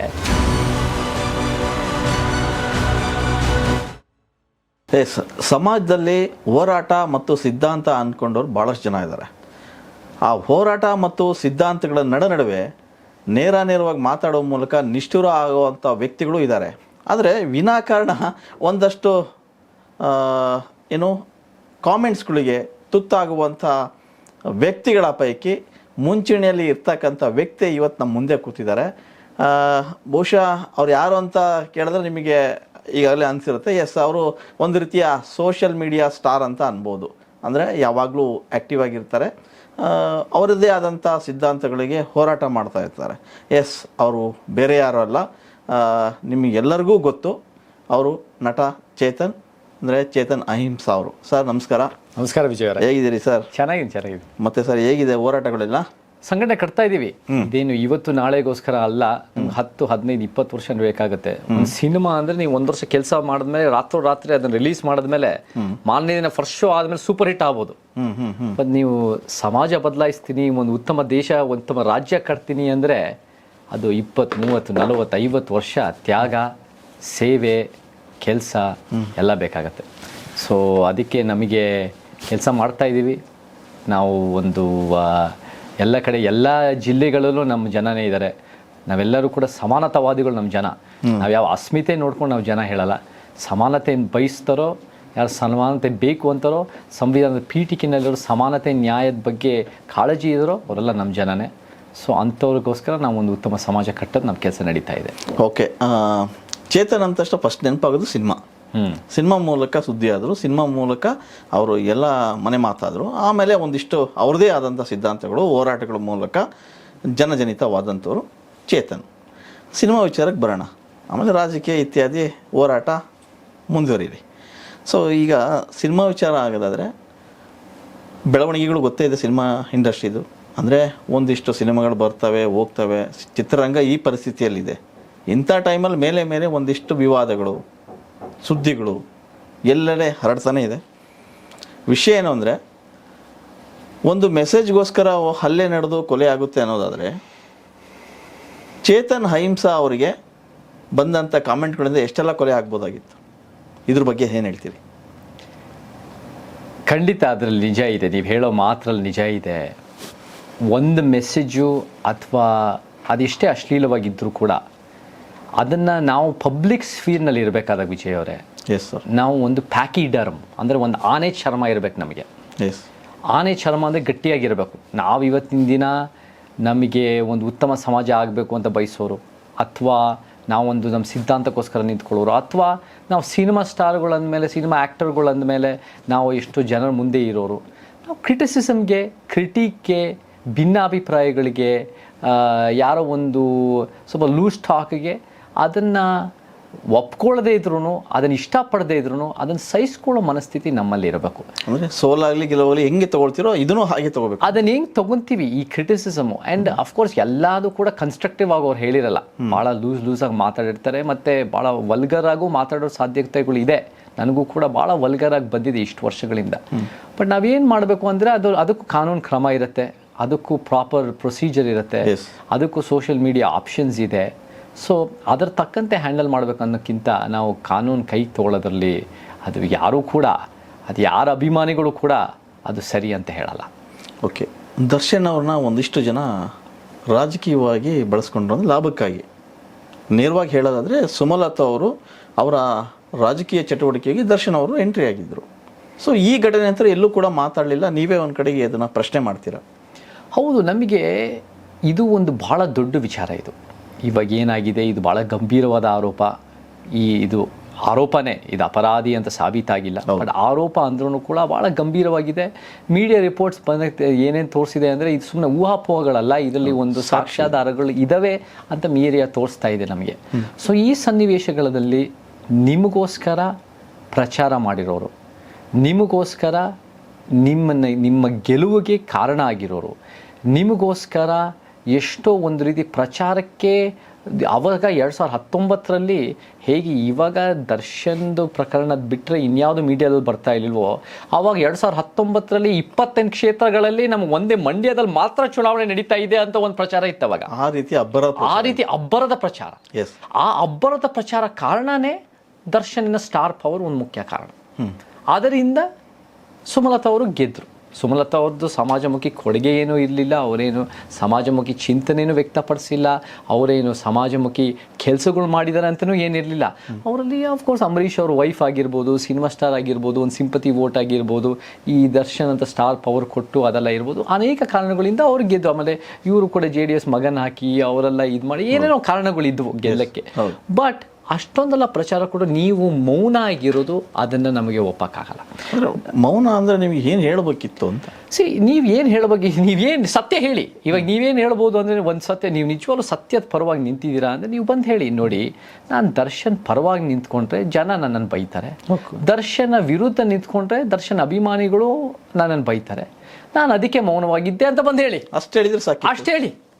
ನೀವು ಅಟ್ಲೀಸ್ಟ್ ನೀವು ಸತ್ಯ, ನೀವು ಅದು ಬಿಟ್ಟು ರಾಜಕಾರಣಿಯ ಕೆಲಸ ಅಂದರೆ ಸಮಾಜದ ವಿಚಾರಗಳನ್ನು ಉತ್ತಮ ರೀತಿ ತೊಗೊಂಡೋಗಿ ಮಾತಾಡೋದು, ಅದನ್ನು ಬಗೆಹರಿಸೋದು. ಈ ಸಂದರ್ಭದಲ್ಲಿ ಮೌನವಾಗಿದ್ದರೆ ತಲೆಮರೆಸ್ಕೊಂಡು ಒಂದು ಪಲಾಯನವಾದ ಅಂತ ಕಾಣುತ್ತೆ ಹೊರತು, ಇದರಲ್ಲಿ ಸಮಸ್ಯೆ ಬಂದಾಗ ನಾನು ಎಸ್ಕೇಪ್ ಆಗ್ತೀನಿ ಅಂತ ಕಾಣುತ್ತೆ ಹೊರತು ನಾನು ಅದನ್ನು ನ್ಯಾಯಬದ್ಧವಾಗಿ ಬಗೆಹರಿಸ್ತೀನಿ ಅಂತ ಕಾಣಲ್ಲ, ಅಥವಾ ನ್ಯಾಯದ ಪರವಾಗಿ ನಿಂತೀನಿ ಅಂತ ಕಾಣಲ್ಲ. ಯಾವಾಗ ನನಗೆ ಈ ವ್ಯಕ್ತಿಯ ಸಹಾಯ ಬೇಕೋ ಆವಾಗ ಅವಕಾಶವಾದಿತನವನ್ನು ಬರುತ್ತೆ. ಯಾವಾಗ ನಮಗೆ ಆ ವ್ಯಕ್ತಿ ಕಷ್ಟ ಆಗಿದೆಯೋ ಆವಾಗ ನಾನು ಎಸ್ಕೇಪ್ ಆದ ಅಂದರೆ ನಮಗೆ ಅದು ಸರಿ ಕಾಣುತ್ತೆ. ಸೊ ಈ ಕಾರಣಕ್ಕೆ ಒಂದಿಷ್ಟು ಸಿನಿಮಾದವರಾಗಲಿ ರಾಜಕಾರಣಿಗಳಾಗಲಿ ಇಲ್ಲೂ ಚಕ್ರ ಎತ್ತುತ್ತಿಲ್ಲ ಅಂತ ಹೇಳ್ಬೋದಾ? ಆದರೆ ಒಬ್ಬೊಬ್ಬರು ಒಂದೊಂದು ಕಾರಣಗಳು ಇರುತ್ತೆ. ಸಿನಿಮಾ ರಂಗ ಇವಾಗ 10 ದಿನ ಮೇಲಾಗಿದೆ, ಇವಾಗ ಸ್ವಲ್ಪ ಜಾಸ್ತಿ ಮಾತಾಡೋಕ್ಕೆ ಶುರು ಮಾಡಿ ಒಬ್ಬೊಬ್ಬರು ವಾಯ್ಸ್ ಶುರುವಾಗ್ತಾ ಇದೆ. ಬಟ್ ಅಫ್ಕೋರ್ಸ್ ನಮಗೆ ಒಬ್ಬೊಬ್ರದ್ದು ಒಂದೊಂದು ರೀಸನ್ ಇರುತ್ತೆ. ಆ್ಯಂಡ್ ಎಲ್ಲರೂ ಮಾತಾಡಿರೋರೆಲ್ಲ ಉತ್ತಮವಾಗಿ ಮಾತಾಡಿದ್ದಾರೆ ಅಂತ ನಾನು ಹೇಳೋಕ್ಕಾಗಲ್ಲ. ಎಷ್ಟೋ ಜನ ಭಾಳ ಲೂಸಾಗಿ ಮಾತಾಡಿದ್ದಾರೆ, ಭಾಳ ಕೇರ್ಲೆಸ್ ಆಗಿ ಮಾತಾಡಿದ್ದಾರೆ. ಅದೇ ವಿಚಾರಕ್ಕೆ ಬರ್ತೀನಿ. ಹಾಂ, ಈ ಪ್ರಕರಣ ಕುರಿತಂತೆ ಉಪೇಂದ್ರ ಅವರು ಒಂದು ಹೇಳಿಕೆ ಕೊಡ್ತಾರೆ, ಅದು ಅಜ್ಞಾನದ ಹೇಳಿಕೆ ಅಂತ ನೀವು ಹೇಳ್ತೀರಾ? ಹೌದು, ಅಜ್ಞಾನದ ಹೇಳಿಕೆ. ಇವಾಗ ಅವ್ರು ಒಂದು ಪೋಸ್ಟ್ ಬರೀತಾರೆ, ಏನೂ ಮಾತಾಡಿರಲಿಲ್ಲ ಇದ್ರ ಬಗ್ಗೆ, ಒಂದು ಪೋಸ್ಟ್ ಬರೀತಾರೆ. ಅದರಲ್ಲಿ 2 ವಿಚಾರ ಬರುತ್ತೆ. ಒಂದು, ಇದು ಒಂದು ಪಾರದರ್ಶಕ ತನಿಖೆ ಆಗಬೇಕು, ಸ್ವಾಮಿ ನ್ಯಾಯ ಸಿಗಬೇಕು, ಫೈನ್, ಅದು ಎಲ್ಲರೂ ಹೇಳೋದು, ಅದು ಓಕೆ. ಎರಡನೇದು ಏನಾಗ್ತಾರೆ, ಒಂದು ಮುಕ್ಕಾಲು ಭಾಗ ಆ ಪೋಸ್ಟ್ ನಲ್ಲಿ ಅಂದ್ರೆ ಈ ವಿಚಾರಗಳು ಪೊಲೀಸ್ ಬಂದ್ಬಿಟ್ಟು ಲೈವ್ ಸ್ಟ್ರೀಮಿಂಗ್ ಮಾಡಬೇಕಂತೆ, ಎಲ್ಲಾರ್ಗೂ ಪಬ್ಲಿಕ್ಕಿಗೆ ಏನೇನ್ ನಡೀತಾ ಇದೆ ಈ ಪಬ್ಲಿಕ್ ಪರ್ಸನಾಲಿಟಿ ಬಗ್ಗೆ ಸಾರ್ವಜನಿಕವಾಗಿ ತಲುಪಿಸ್ಬೇಕಂತೆ, ಪಾರದರ್ಶಕವಾಗಿ. ಅದು ಪಾರದರ್ಶಕತೆ ಅಂತೆ. ನಮಗೆ ನೋಡಿ, ಇದು ಒಂದು ರೀತಿ ಒಂದು ಸಿನಿಮ್ಯಾಟಿಕ್ ಎಂಟರ್ಟೈನ್ಮೆಂಟ್ ಮೈಂಡ್ ಸೆಟ್. ಇದು ಸಿನಿಮಾ ಮೈಂಡ್ ಸೆಟ್. ಇವಾಗ ಒಂದು ಪೊಲೀಸ್ ಇನ್ವೆಸ್ಟಿಗೇಷನ್ ಕೊಲೆ ಆಗಿದೆ, ಒಂದು ವ್ಯಕ್ತಿ ಜೀವ ಕಳ್ಕೊಂಡಿದ್ದಾರೆ, ಆ ಕೊಲೆ ಪ್ರಕರಣದಲ್ಲಿ ಭಾಳ ದೊಡ್ಡ ಹೆಸರುಗಳು ನಡೀತಾ ಇದೆ. ಇದು ಒಂದು ಭಾಳ ಗಂಭೀರವಾದ ಮ್ಯಾಟರು. ಆ ಗಂಭೀರ ಮ್ಯಾಟರ್ನಲ್ಲಿ ಪೊಲೀಸ್ ಇನ್ವೆಸ್ಟಿಗೇಷನ್ ಪ್ರಾಪರ್ ಪ್ರೊಸೀಜರ್ನಲ್ಲಿ ನಡಿಬೇಕು, ಅದರ ತಕ್ಕಂತೆ ಒತ್ತಡ ಹಾಕಬೇಕು. ಆದರೆ ನೀವು ಪಬ್ಲಿಸೈಸ್ ಮಾಡಿ ಪೊಲೀಸರ ಅಧಿಕೃತವಾಗಿ ಬಂದ್ಬಿಟ್ಟು ಅಡ್ವರ್ಟೈಸ್ ಮಾಡಿ ಅಂದರೆ ಫಸ್ಟ್ ಆಫ್ ಆಲ್ ಆ ಇನ್ವೆಸ್ಟಿಗೇಷನ್ಗೂ ಸಮಸ್ಯೆ ಆಗುತ್ತೆ. ಹೌದು, ಆ ಇನ್ವೆಸ್ಟಿಗೇಷನ್ ಪಬ್ಲಿಕ್ಕಲ್ಲಿ ಇಟ್ಬಿಟ್ರೆ ಮೀಡಿಯಾ ಅದರ ಕೆಲಸ ಮಾಡ್ತಾ ಇದೆ, ಬಟ್ ಮೀಡಿಯಾ ಹೇಳಿದ್ದೆಲ್ಲ ಎಷ್ಟು ಮಟ್ಟಿಗೆ ನಮ್ಮ ಪೊಲೀಸ್ ಇನ್ವೆಸ್ಟಿಗೇಷನ್ ಇದೆಯೋ ಇಲ್ವೋ ನಮಗಿನ್ನೂ ಗೊತ್ತಿಲ್ಲ. ಅದಕ್ಕೆ ಕೋರ್ಟ್ಸ್ ಇದೆ, ಅದಕ್ಕೆ ಬೇರೆ ಬೇರೆದಿದೆ, ಅದು ಜಸ್ಟಿಸ್ ಕೊಡೋಕ್ಕೆ. ಸೊ ಅದು ಮೀಡಿಯಾ ಅದರ ಕೆಲಸ ಮಾಡಲಿ. Media is the 4th pillar of democracy. But officially ಈ ಪೊಲೀಸ್ನವ್ರು ಹೇಳಬಾರ್ದು. ಮತ್ತು ಇನ್ನೊಂದು, ಪ್ರಜಾಪ್ರಭುತ್ವದಲ್ಲಿ ಒಂದು ಪ್ರೈವಸಿ ಅನ್ನೋದಿರುತ್ತೆ. ದರ್ಶನ್ ಅವರ ಸಂಘಟಕರು, ಅವರ ಅಭಿಮಾನ, ಅವ್ರ ಬಳಗ, ದರ್ಶನ ಬಳಗ ಇವಾಗ ಅಪರಾಧಿಗಳಲ್ಲ, ಅವರ ಆರೋಪಿಗಳು ಮಾತ್ರ. ಸೊ ಆರೋಪಿಗಳಾಗಿರೋದ್ರಿಂದ ಅವ್ರಿಗೂ ಕೂಡ ಅವರ ಪ್ರೈವಸಿ ಅನ್ನೋದಿರುತ್ತೆ, ಅವ್ರಿಗೂ ಕೂಡ ಒಂದು ಹ್ಯೂಮನ್ ರೈಟ್ಸ್ ಅಂತ ಇರುತ್ತೆ. ಆ ಹ್ಯೂಮನ್ ರೈಟ್ಸ್ ಅನ್ನ ನಾವು ಪ್ರೊಟೆಕ್ಟ್ ಮಾಡೋದು ನಮ್ಮ ಕರ್ತವ್ಯ, ಪೊಲೀಸ್ ಕರ್ತವ್ಯನೂ ಸಹ ಅಷ್ಟೇ. So until it is proven that he is responsible ಅನ್ನೋಕ್ಕಿಂತ ಅದು ಒಂದು ರೀತಿ ಪ್ರಾಪರ್ ಪ್ರೊಸೀಜರಲ್ಲಿ ನಡೀಬೇಕು. ಅದು ಬಿಟ್ಟು ಉಪೇಂದ್ರ ಅವರು ಟ್ರೇಡ್ ಮಾರ್ಕ್ ಅಜ್ಞಾನದ ಮಾತುಗಳು ಆಡ್ತಾ ಇದ್ರೆ, ಇದನ್ನ ಒಂದು ಲೈವ್ ಸ್ಟ್ರೀಮಿಂಗ್ ಮಾಡ್ಬಿಡಿ, ಅದೇನಂದ್ರೆ ಒಂಥರ ಸಿನಿಮಾದಲ್ಲಿ ಎಂಟರ್ಟೈನ್ಮೆಂಟ್ ಮಾಡ್ತಾರಲ್ಲ, ಅದ್ಯಾವುದೋ ಸೂಪರ್ ಸಿನಿಮಾದಲ್ಲಿ ಬರೋ ತರ ದೊಡ್ಡ ಟಿವಿಗಳು ಹಾಕ್ಬಿಟ್ಟು ಎಲ್ಲರೂ ಬಂದ್ಬಿಟ್ಟು ವಿಸಲ್ ಹೊಡಿಲಿ ತರ ಹೇಳ್ತಾ ಇದ್ದಾರೆ. ನನಗೆ ಇದು ಬಹಳ ಒಂದು ಅಜ್ಞಾನದ ಮಾತನ್ಸ್ತು, ಅಸಂಬದ್ಧದ ಮಾತನ್ಸ್ತು. ಒಂಥರ ಸಮಾಜದ ವಿಚಾರಗಳು ಅರ್ಥ ಮಾಡ್ಕೊಳ್ಳದೆ, ಅದರ ಗಾಂಭೀರ್ಯ ಅರ್ಥ ಮಾಡ್ಕೊಳ್ಳದೆ ಒಂದು ಮನೋರಂಜನೆಯ ಮಾನದಂಡ ಇಟ್ಕೊಂಡು ಮಾತಾಡಿರೋದು ನನಗನ್ಸಿದೆ. ಕರೆಕ್ಟ್, ನೀವು ಹೇಳ್ದಂಗೆ ಇದು ಗಂಭೀರ ಪ್ರಕರಣ, ಗಂಭೀರತನೇ ಇಲ್ದಂಗೆ ಆಗ್ಬಿಡ್ತದೆ. ಅಲ್ಲಿ ಏನಾಗ್ತದೆ, ಲೈವ್ ಸ್ಟ್ರೀಮಿಂಗ್ ಇಟ್ಬಿಡಿ ಅಂದ್ರೆ, ನಿಜ ಹೇಳ್ಬೇಕು ಅಂದ್ರೆ ಪೊಲೀಸ್ನವರು ಫಸ್ಟ್ ಡೇ 2ನೇ ದಿನ ಪೊಲೀಸ್ ಕಮಿಷನರ್ ಬಂದು ಮಾತಾಡೋದ್ ಬಿಟ್ರೆ, ದಯಾನಂದ್ ಅವರು ಅವಾಗ ಏನೇನ್ ನಡೆದಿದೆ ಒಂದು ವೀಕ್ಲಿ ಅಪ್ಡೇಟ್ ಮಾಡೋದ್ ಬಿಟ್ರೆ ಪೊಲೀಸ್ನವ್ರು ಎಲ್ಲೂ ಮಾತಾಡೇ ಇಲ್ಲ ಏನಾಗ್ತಾ ಇದೆ ಅಂತ. ನಮ್ಗೇನು ಗೊತ್ತಿಲ್ಲ ಪೊಲೀಸ್ನವ್ರದ್ದು ಏನೇ ನಡೀತಾ ಇದೆ. ಅವ್ರು ಗೌಪ್ಯವಾಗಿ ಅವರ ಕೆಲಸ ಪ್ರಾಮಾಣಿಕವಾಗಿ, ಇನ್ಫ್ಲೂಯೆನ್ಸ್ ಇಲ್ಲದೆ, ನಾವು ಹೋಪ್ ಮಾಡ್ತೀವಿ ಇನ್ಫ್ಲೂಯೆನ್ಸ್ ಇಲ್ಲದೆ ಯಾವ್ಯಾವ ದೊಡ್ಡ ರಾಜಕಾರಣಿಗಳು ಕೈ ಹಾಕಕ್ಕೆ ಟ್ರೈ ಮಾಡ್ತಾ ಇದ್ದಾರೆ, ಅದನ್ನ ಇನ್ಫ್ಲೂಯೆನ್ಸ್ ಮಾಡಕ್ಕೆ ಪಬ್ಲಿಕ್ ಪ್ರಾಸಿಕ್ಯೂಟರು ಬಹಳ ಸ್ಟ್ರಾಂಗ್ ವ್ಯಕ್ತಿ ಇಟ್ಕೊಂಡು ಅವ್ರು ಕೆಲಸ ಮಾಡ್ತಾ ಇದ್ದಾರೆ. ನಮಗೆ ನ್ಯಾಯ ಬೇಕು. ಬಟ್ ಆ ನ್ಯಾಯ ಅಂದಾಗ ಎಲ್ಲೋ ಒಂದು ಕಡೆ ಲೈವ್ ಸ್ಟ್ರೀಮಿಂಗ್ ಮಾಡಿಬಿಟ್ಟು ಅದನ್ನು ಪೊಲೀಸೇ ಒಂದು ರೀತಿಯ ಇದನ್ನು ಎಂಟರ್ಟೈನ್ಮೆಂಟ್ ಥರ ಮಾಡಿದ್ರೆ ಅದನ್ನ ನ್ಯಾಯ ಸಿಗತ್ತೆ ಅಂತ ನನ್ನ ಭಾವನೆ ಅಲ್ಲ. ಅದು ಬಹುಶಃ ಉಪೇಂದ್ರ ಅವರ ಒಂದು ಸೀಮಿತ ಆಲೋಚನೆ ಅಂತ ಕಾಣ್ತದೆ. ದೂರದೃಷ್ಟಿ ಅಂತೂ ಅಲ್ಲ, ದೂರದೃಷ್ಟಿ ಒಂಚೂರು ಇಲ್ಲ. It's a very limited thinking process, is a very cinematic thinking process. Cinematic ಅಂದರೆ ಸಿನಿಮಾದಲ್ಲಿ ಏನಾಗುತ್ತೆ ಅಂದರೆ ಎಲ್ಲಾನು ಕೂಡ ಒಂದು ಮನೋರಂಜನೆ. ಅದೇ ಒಂದು ರೀತಿ ವಿಧಾನಸೌಧನ ಒಂದೇನೋ ಒಂದು ದೊಡ್ಡ ಏನೋ ಹೇಳಿದ್ರು, ಅದೇನೋ ಒಂದು ದೊಡ್ಡ ಕ್ಲಬ್ ಥರನೋ, ಏನೋ ಒಂದು ದೊಡ್ಡ ಪಾರ್ಟಿ ಹಾಲ್ ಥರನೋ, ಏನೋ ಒಂದು ಈ ಥರದ್ದಲ್ಲ. ಈ ಥರ ಒಂದು ಸಂವಿಧಾನಿಕ ಒಂದು ಘನತೆ, ಗೌರವನ ಎಲ್ಲೋ ಒಂದು ಕಡೆ ಅಂಡರ್ಮೈನ್ ಮಾಡಿ ಕರೆಕ್ಟ್ ಅದನ್ನು ಈ ಥರ ಎಂಟರ್ಟೈನ್ಮೆಂಟ್ ಮಾಡೋದರಲ್ಲಿ ಏನು ಲಾಜಿಕ್ ಇಲ್ಲ, ಥಾಟ್ ಪ್ರಾಸೆಸ್ ಉನ್ನತವಾಗಿಲ್ಲ, ಉತ್ತಮವಾಗಿಲ್ಲ. ಅವ್ರು ಹೇಳ್ದಂಗಾದ್ರೆ ನ್ಯಾಯಾಲಯಕ್ಕೆ ಎಲ್ಲಿ ಬೆಲೆ ಇರುತ್ತೆ ಅಂತ? ನ್ಯಾಯಾಲಯಕ್ಕೂ ಬೆಲೆ ಇರಲ್ಲ, ಪೊಲೀಸ್ ಡಿಪಾರ್ಟ್ಮೆಂಟ್ಗೂ ಬೆಲೆ ಇರಲ್ಲ, ಲಾನು ಬೆಲೆ ಇರಲ್ಲ, ನಮಗೆ ಪ್ರೊಟೆಕ್ಷನ್ಸ್ಗಳು ಇರಲ್ಲ, ಇನ್ವೆಸ್ಟಿಗೇಷನ್ ಸರಿಯಾಗಿ ಆಗಲ್ಲ, ಪ್ರೈವಸಿ ಮೇಂಟೈನ್ ಆಗಲ್ಲ. ಪೊಲೀಸವರು ಎಲ್ಲರೂ ಅವ್ರವ್ರ ಅಭಿಪ್ರಾಯ ಕೊಡ್ತಾ ಇದ್ದಾರೆ. ಪೊಲೀಸ್ನವರು ಟ್ರೈನ್ಡು, ಎಲ್ಲರೂ ಇವಾಗ DCP ಇನ್ವಾಲ್ವ್ ಇದ್ದಾರೆ, ACP ಇನ್ವಾಲ್ವ್ ಆಗಿದ್ದಾರೆ. ಪೊಲೀಸ್ನವರು ಹೆಂಗೆ ಕಲೆಕ್ಟ್ ಮಾಡಬೇಕು, ಹೆಂಗೆ ಪ್ರಾಪರ್ ಪ್ರೊಸೀಜರ್ ಮಾಡಬೇಕು, ಹೆಂಗೆ ಯಾರ್ಯಾರ ಜೊತೆ ಲಿಂಕ್ಗಳಿದೆ ಅದೆಲ್ಲ ಹುಡುಕಬೇಕು, ಇದೆಲ್ಲ ಒಂದು ಟ್ರೈನ್ಡು ಒಂದು ಪ್ರೊಸೀಜರ್ ಇರುತ್ತೆ. ನನ್ನ ನಂಬಿಕೆ ಅವರು ಅದನ್ನು ಪ್ರಾಪರ್ ಪ್ಲ್ಯಾನಿಂಗು, ಪ್ರಾಪರ್ ಟ್ರೈನಿಂಗ್ ತಕ್ಕಂತೆ ಅವ್ರು ಮಾಡಿರ್ತಾರೆ. ಅದನ್ನೆಲ್ಲ ಜನಸಾಮಾನ್ಯರು ಸಿನಿಮಾದಲ್ಲಿ ಕಾಮೆಂಟ್ ಮಾಡೋ ಥರ ನಾವು ಹಿಂಗೆ ಮಾಡ್ಬೋದು, ಹಿಂಗೆ ಮಾಡಿ, ಹಂಗೆ ಮಾಡಿ, ಹಿಂಗೆ ಮಾಡಿ ಅಂತ ಹೇಳಕ್ಕೆ ಶುರುವಾದರೆ ಅದು ಒಂದು ಕಿಚಡಿ ಆಗ್ಬಿಡುತ್ತೆ. ಅದು ಭಾಳ ಹೇಳ್ದಂಗೆ ಅದೇ ಯಾವುದೋ ಒಂದು ಹಾಸನ ಪ್ರಕರಣ ಆಯ್ತು, ಅದು ಕೂಡ ಲೈವ್ ಸ್ಟ್ರೀಮಿಂಗ್ ಮಾಡಿ ಹೌದು, ಅದನ್ನು ಲೈವ್ ಸ್ಟ್ರೀಮಿಂಗ್ ಮಾಡಕ್ಕೆ ಹೆಂಗಾಗತ್ತೆ, ಅದನ್ನ ಹೆಂಗಾಗತ್ತೆ, ಅದು ಇವತ್ತು ನಡೀತಾ ಇದೆ ಪೆನ್ ಡ್ರೈವ್ ಪ್ರಕರಣ. ಅದು ಒಂದು ಬಹಳ ಸೀರಿಯಸ್ ಪ್ರಕರಣ. ಅದೇನು ಇವಾಗ ಇದು ಒಂದು ಸೀರಿಯಸ್ ಪ್ರಕರಣ, ಒಂದು ಕೊಲೆ ಆಗಿರೋ ಸೀರಿಯಸ್. ಬಟ್ ಇದು ನಾವು ನೋಡಿದ್ರೆ ಇದು ಒನ್ ಡೇ ಪ್ರಕರಣ. ಆ ಹಾಸನದ ಪೆನ್ ಡ್ರೈವ್ ಪ್ರಕರಣ ವರ್ಷಾನ್ಗಟ್ಲೆ ನಡೆದು 300 ಮಹಿಳೆಯರು 3000 ಫೋಟೋಗಳು ಇರೋದು, ಅದು ಕೂಡ ಬಹಳ ಗಂಭೀರವಾದ ಪ್ರಕರಣ ಅದು. ಅಂಡ್ ಅದು ಕೂಡ allegations are very serious. And ಅದನ್ನ ಒಂದ್ ತಿಂಗಳು ಎಲ್ಲೋ ಒಂದ್ ಕಡೆ ಪಲಾಯನವಾದ ಆಗಿರೋದ್ರಿಂದ ಅದು ಇನ್ನೂ ಒಂದು ಗಾಂಭೀರ್ಯ ಜಾಸ್ತಿ ಆಯಿತು. ಬೇರೆ ದೇಶಕ್ಕೆ ಹೋಗಿ ವಾಪಸ್ ಬರದೆ SIT ಇದ್ದಾಗ, SIT ಮಸ್ಟ್ ಬಿ ಅಲೌಡ್. ನಾವು ಮೈಕ್ರೋ ಮ್ಯಾನೇಜ್ ಮಾಡಬಾರ್ದು, ಪಬ್ಲಿಕ್ ಮೈಕ್ರೋ ಮ್ಯಾನೇಜ್ ಮಾಡಬಾರ್ದು, ರಾಜಕಾರಣಿಗಳು ಮೈಕ್ರೋ ಮ್ಯಾನೇಜ್ ಮಾಡಬಾರ್ದು. SIT ಅಂದಾಗ special investigation team, these are qualified police officers, these are dynamic police officers. ಇವ್ರಿಗೆ ಫ್ರೀಡಮ್ಮು, ಸ್ವತಂತ್ರ ಕೊಟ್ಬಿಟ್ಟು ನೀವು ಯಾವ್ದು ಸತ್ಯನೋ ಯಾವ್ದು ನ್ಯಾಯನೋ ಅದನ್ನು ಮಾಡಿ, ಅದು ಬಿಟ್ಟು ನೀವು ಯಾವುದೇ ಕಾರಣಕ್ಕೂ ಕಾಂಪ್ರಮೈಸ್ ಆಗದೆ, ಇನ್ಫ್ಲೂಯೆನ್ಸ್ಗೆ ಶರಣಾಗದೆ ಮಾಡಿ ಅಂತ ನೀವು ಮೈಕ್ರೋ ಮ್ಯಾನೇಜ್ ಮಾಡದೆ ಅವ್ರಿಗೆ ಫ್ರೀಡಮ್ ಕೊಡಬೇಕು. ಸೊ ಅದು ಇವತ್ತಿನ ದಿನ ಸ್ವಲ್ಪ ಮಟ್ಟಿಗೆ ನಡೀತಾ ಇದೆ ಅಂತ ನನಗೆ ಅನಿಸ್ತಾ ಇದೆ. ಬಟ್ ಅದು ಬಿಟ್ಟು ಇದು ಲೈವ್ ಸ್ಟ್ರೀಮಿಂಗ್ ಆಗಿ ಬಂದ್ಬಿಟ್ರೆ ಇಟ್ ವಿಲ್ ಬಿ ಒಂದು ಜೋಕ್ ಆಗಿಬಿಡುತ್ತೆ. ನಿಜ ನಿಜ ನಿಜ. ಓಕೆ, ಸಿನಿಮಾ ವಿಚಾರಕ್ಕೆ ಬರೋದಾದರೆ ಒಂದು ಮಾತು ಹೇಳ್ತೀರಾ, ದರ್ಶನ್ ಯಾವತ್ತೂ ಲೈಟ್ ಬಾಯ್ ಆಗಿರಲಿಲ್ಲ, ಮೋದಿ ಚಹಾ ಕೂಡ ಮಾಡಿರಲಿಲ್ಲ ಅಂತ ಹೇಳ್ತೀರಾ. ಅಂದರೆ ಎರಡಕ್ಕೂ ಟ್ಯಾರಿ ಮಾಡಿ ಹೇಳ್ತೀರಾ. ಇದರ ಅರ್ಥ ಮೋದಿ ಚಹಾ ಮಾಡಿದಾರೋ ಇಲ್ಲ ಗೊತ್ತಿಲ್ಲ, ಅವರು ಮಾಡಿದ್ದೆ ಮಾಡ್ತಾ ಇದ್ದೆ ಅಂತ ಹೇಳ್ತಾ ಇದ್ರು. ಹಾಗಾದರೆ ದರ್ಶನ್ ಲೈಟ್ ಬಾಯ್ ಆಗಿರಲಿಲ್ವಾ? ಎರಡೂ ಉತ್ತರ ಕೊಡ್ತೀನಿ. ಓಕೆ, 2015 ಒಂದು RTI ಅಪ್ಲಿಕೇಶನ್ ಮಾಡಿದಾಗ ನರೇಂದ್ರ ಮೋದಿಯವರ ತಂದೆ ಯಾವುದು ಕೂಡ ಚಹಾ ಅಂಗಡಿ ಇಟ್ಕೊಂಡಿರಲಿಲ್ಲ ಅಂತ ಬಂತು. ಆ ವಾದ್ಗಮ್ಮು ಎಲ್ಲೋ ಒಂದು ಕಡೆ ಆ ಒಂದು ಇದಿತ್ತಲ್ಲ ಟ್ರೈನ್ ಸ್ಟಾಪು, ಅಲ್ಲಿ ಟ್ರೈನ್ ಹೋಗೋದು ನರೇಂದ್ರ ಮೋದಿ ಮನೆ ಮುಂದೆ ಆ ಜಾಗದಲ್ಲಿ. ಆದರೆ ಅಲ್ಲಿ ಒಂದು ಟ್ರೈನ್ ಸ್ಟಾಪ್ ಬಂದಿದ್ದೇ ಮೋದಿಗೆ 23 ವರ್ಷ ಆದಮೇಲೆ. ಓಕೆ, ಸೊ ಚಿಕ್ಕ ವಯಸ್ಸಲ್ಲಿ ಇರಲಿಲ್ಲ. ಎಲ್ಲೂ ಕೂಡ ಟ್ರೈನಲ್ಲಿ ಮಾರಿರೋ ಎವಿಡೆನ್ಸ್ ಏನೂ ಇಲ್ಲ. ಅದು ಒಂದು ಕಟ್ಟು ಕತೆ. ಇವಾಗ ಎಷ್ಟೋ ಜನ ಸ್ಟಾರ್ಗಳು ಇರೋರಿಗೆ ನಾವು ಅವ್ರನ್ನ ಎಷ್ಟು ಬೆಳೆದಿದ್ದಾರೆ ಅಂತ ತೋರ್ಸೋಕ್ಕೆ ಎಷ್ಟು ತಳಮಟ್ಟದಿಂದ ಬಂದಿದ್ದಾರೆ. ಚಹಾ ಮಾರೋನು ಒಂದು PM ಆಗ್ಬೋದು ಅನ್ನೋ ಒಂದು ಕಲ್ಪನೆನೇ ಚೆನ್ನಾಗಿದೆ ಅದು. ಬಟ್ ಅವ್ರು ನಿಜವಾಗ್ಲೂ ಚಾಯ್ ಮಾರಿದಾರ ಅನ್ನೋ ಪ್ರಶ್ನೆ. ಬಟ್ ಅದು ಆ ಕಲ್ಪನೆ ಭಾಳ ಚೆನ್ನಾಗಿದೆ. ಸೊ ಹಾಗೆ ಇವಾಗ ದರ್ಶನ್ದು ಅವ್ರು ಚಾಯ್ ಮಾರಿಲ್ಲ. ಹಾಗಿದ್ದಾಗ ಅವ್ರು ಯಾವುದೂ ಕಷ್ಟ ಅನುಭವಿಸಿಲ್ಲ ಅಂತ ನಾನು ಹೇಳ್ತಾ ಇಲ್ಲ. ಕಷ್ಟ ಅನುಭವಿಸಿರ್ಬೋದು ಅವ್ರ ರೀತಿಯಲ್ಲಿ. ಆಮೇಲೆ ಭಾಳ ಬೆಳೆದಿದ್ದಾರೆ. ಪ್ರಧಾನಮಂತ್ರಿ ಅಂದರೆ ಭಾಳ ದೊಡ್ಡ ಸ್ಥಾನ ಅದು. ಬಟ್ ಅವರು ಚಾಯ್ ಮಾರಿದ್ರು ಇರೋ ಎವಿಡೆನ್ಸ್ ಇಲ್ಲ. ಹಾಗೆ ದರ್ಶನ್ ವಿಚಾರ ಬಂದಾಗ ಅವ್ರು ಎಷ್ಟು ಕಷ್ಟದಿಂದ ಬಂದಿದ್ದೀನಿ, ನಾನು ಲೈಟ್ ಬಾಯ್ ಆಗಿ ಮಾಡಿದ್ದೀನಿ ಅಂತ ಭಾಳ ಮಾತಾಡ್ಕೊಂಡಿದ್ದಾರೆ. ಎಷ್ಟೋ ಹೇಳಿಕೆಗಳು ಬಂದಿದೆ. ಸಿನಿಮಾದಲ್ಲೂ ಅದನ್ನು ಮಾತಾಡೋ ಒಂದು ಮಾತಿದೆ. ಬಟ್ ನಾವು ಎವಿಡೆನ್ಸ್ ನೋಡಿದಾಗ ನಾನು ಕೂಡ ಆ ಎವಿಡೆನ್ಸು ಪ್ರಸ್ತಾಪ ಮಾಡಿದ್ದೀನಿ. ಜನ್ಮದ ಜೋಡಿ ಸಿನಿಮಾ 1996 ರಿಲೀಸ್ ಆಗಿದ್ದ ಸಿನಿಮಾ. ಅದ್ರಲ್ಲಿ ಟೈಟಲ್ ಟೆಕ್ನಿಷಿಯನ್ ನೇಮ್ ಕಾರ್ಡ್ಗಳಲ್ಲಿ ನೋಡಿದಾಗ ಛಾಯಾಗ್ರಾಹಕ ಸಹಾಯಕರು ಅಂದರೆ ಸಿನಿಮಾಟೋಗ್ರಫರ್, ಕ್ಯಾಮ್ರಾಮ್ಯಾನ್, ಅಸಿಸ್ಟೆಂಟ್ಸ್ನಲ್ಲಿ ದರ್ಶನ್ ಶ್ರೀನಿವಾಸ್ ಇದ್ದಾರೆ. ಬೆಳಕು ಸಹಾಯಕರು, ಲೈಟ್ ಬಾಯ್ಸ್ನಲ್ಲಿ ದರ್ಶನ್ ಶ್ರೀನಿವಾಸ್ ಹೆಸರಿಲ್ಲ. ನಮಗೆ ಯಾವುದೇ ಒಂದು ಸಹಾಯಕ, ಪ್ರೊಡ್ಯೂಸರ್ ಸಹಾಯಕ ಆಗಿರ್ಬೋದು, ಡೈರೆಕ್ಟರ್ ಸಹಾಯಕ, ಇವರು ಸಹಾಯಕ ಅಸಿಸ್ಟೆಂಟ್ಸು. ಬಟ್ ನಮಗೆ ಅದೇನು ಒಂದು ದರ್ಶನ್ ಹುಟ್ಟಾಗಿಂದ ಸಿನಿಮಾ ಹೀರೋ ಆಗಿದ್ದಾರೆ ಅಂತ ಯಾರು ಹೇಳ್ತಾ ಇಲ್ಲ. ಬಟ್ ನಮಗೆ ಒಂದು ಉದ್ಯೋಗದ ಶ್ರೇಣಿಕತೆ ಇದೆ ಸಿನಿಮಾ ರಂಗದಲ್ಲಿ. ಹೆಂಗೆ ನಮಗೆ ನಿಜ ಜೀವನದಲ್ಲಿ ವಾಸ್ತವ ಅಂದರೆ ಒಂದು ಜಾತಿ ವ್ಯವಸ್ಥೆ ಇದೆಯೋ, ಒಂದು ಬಡತನ, ಒಂದು ಅಸಮಾನತೆ ಇದೆಯೋ, ಒಂದು ಸಿನಿಮಾದಲ್ಲೂ ಶ್ರೇಣಿಕೃತ ಉದ್ಯೋಗ ವ್ಯವಸ್ಥೆ ಇದೆ. ಒಂದು ಲೈಟ್ ಬಾಯ್ ಅನ್ನೋನು ತಳಮಟ್ಟದಲ್ಲಿ ಇರ್ತಾರೆ. ಕ್ಯಾಮ್ರಾಮ್ಯಾನ್, ಅಸಿಸ್ಟೆಂಟ್ ಎಲ್ಲ ಒಂದು ಕಡೆ ಮಧ್ಯ ಇರ್ತಾರೆ. ದಲಿತು ಅಥವಾ ಒಂದು MBC OBC ಒಂದೇ ಆಗಲ್ಲ. ಒಬ್ಬ ಜೋಪಡಿಲಲ್ಲಿ ಬದುಕೋನು ಒಂದು ಸಿಂಪಲ್ ಆಗಿರೋ ಬಾಡಿಗೆ ಮನೆಗೆ ಒಂದೇ ಆಗಲ್ಲ.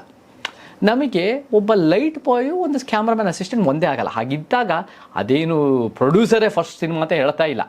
ಬಟ್ ಲೈಟ್ ಬಾಯ್ ಅಂತ ಹೇಳ್ಕೊಳ್ಳೋಕ್ಕೆ ಅದು ನಿಜವಾಗ್ಲೂ ಲೈಟ್ ಬಾಯ್ ಕೆಲಸ ಮಾಡೋಕ್ಕೂ ಸಿನಿಮಾಟೋಗ್ರಫರ್ ಅಸಿಸ್ಟೆಂಟ್ ಆಗೋಕ್ಕೂ ವ್ಯತ್ಯಾಸ ಇದೆ. ನಾವು ಆ ವ್ಯತ್ಯಾಸನ ಅರ್ಥ ಮಾಡಿಕೊಂಡು ನಾವು ನಿಜವಾಗ್ಲೂ ಸತ್ಯ ಹೇಳಬೇಕು. ಅದನ್ನು ನಾನೇನು ಒಂದು ದರ್ಶನ್ ಕಷ್ಟಪಟ್ಟಿಲ್ಲ ಅಂತ ಹೇಳ್ತಾ ಇಲ್ಲ. ಇಲ್ಲ ಇಲ್ಲ, ಆ ರೀತಿಯ ಪ್ರಶ್ನೆ ನಿಜ ನೀವು ಹೇಳಿದ್ದು.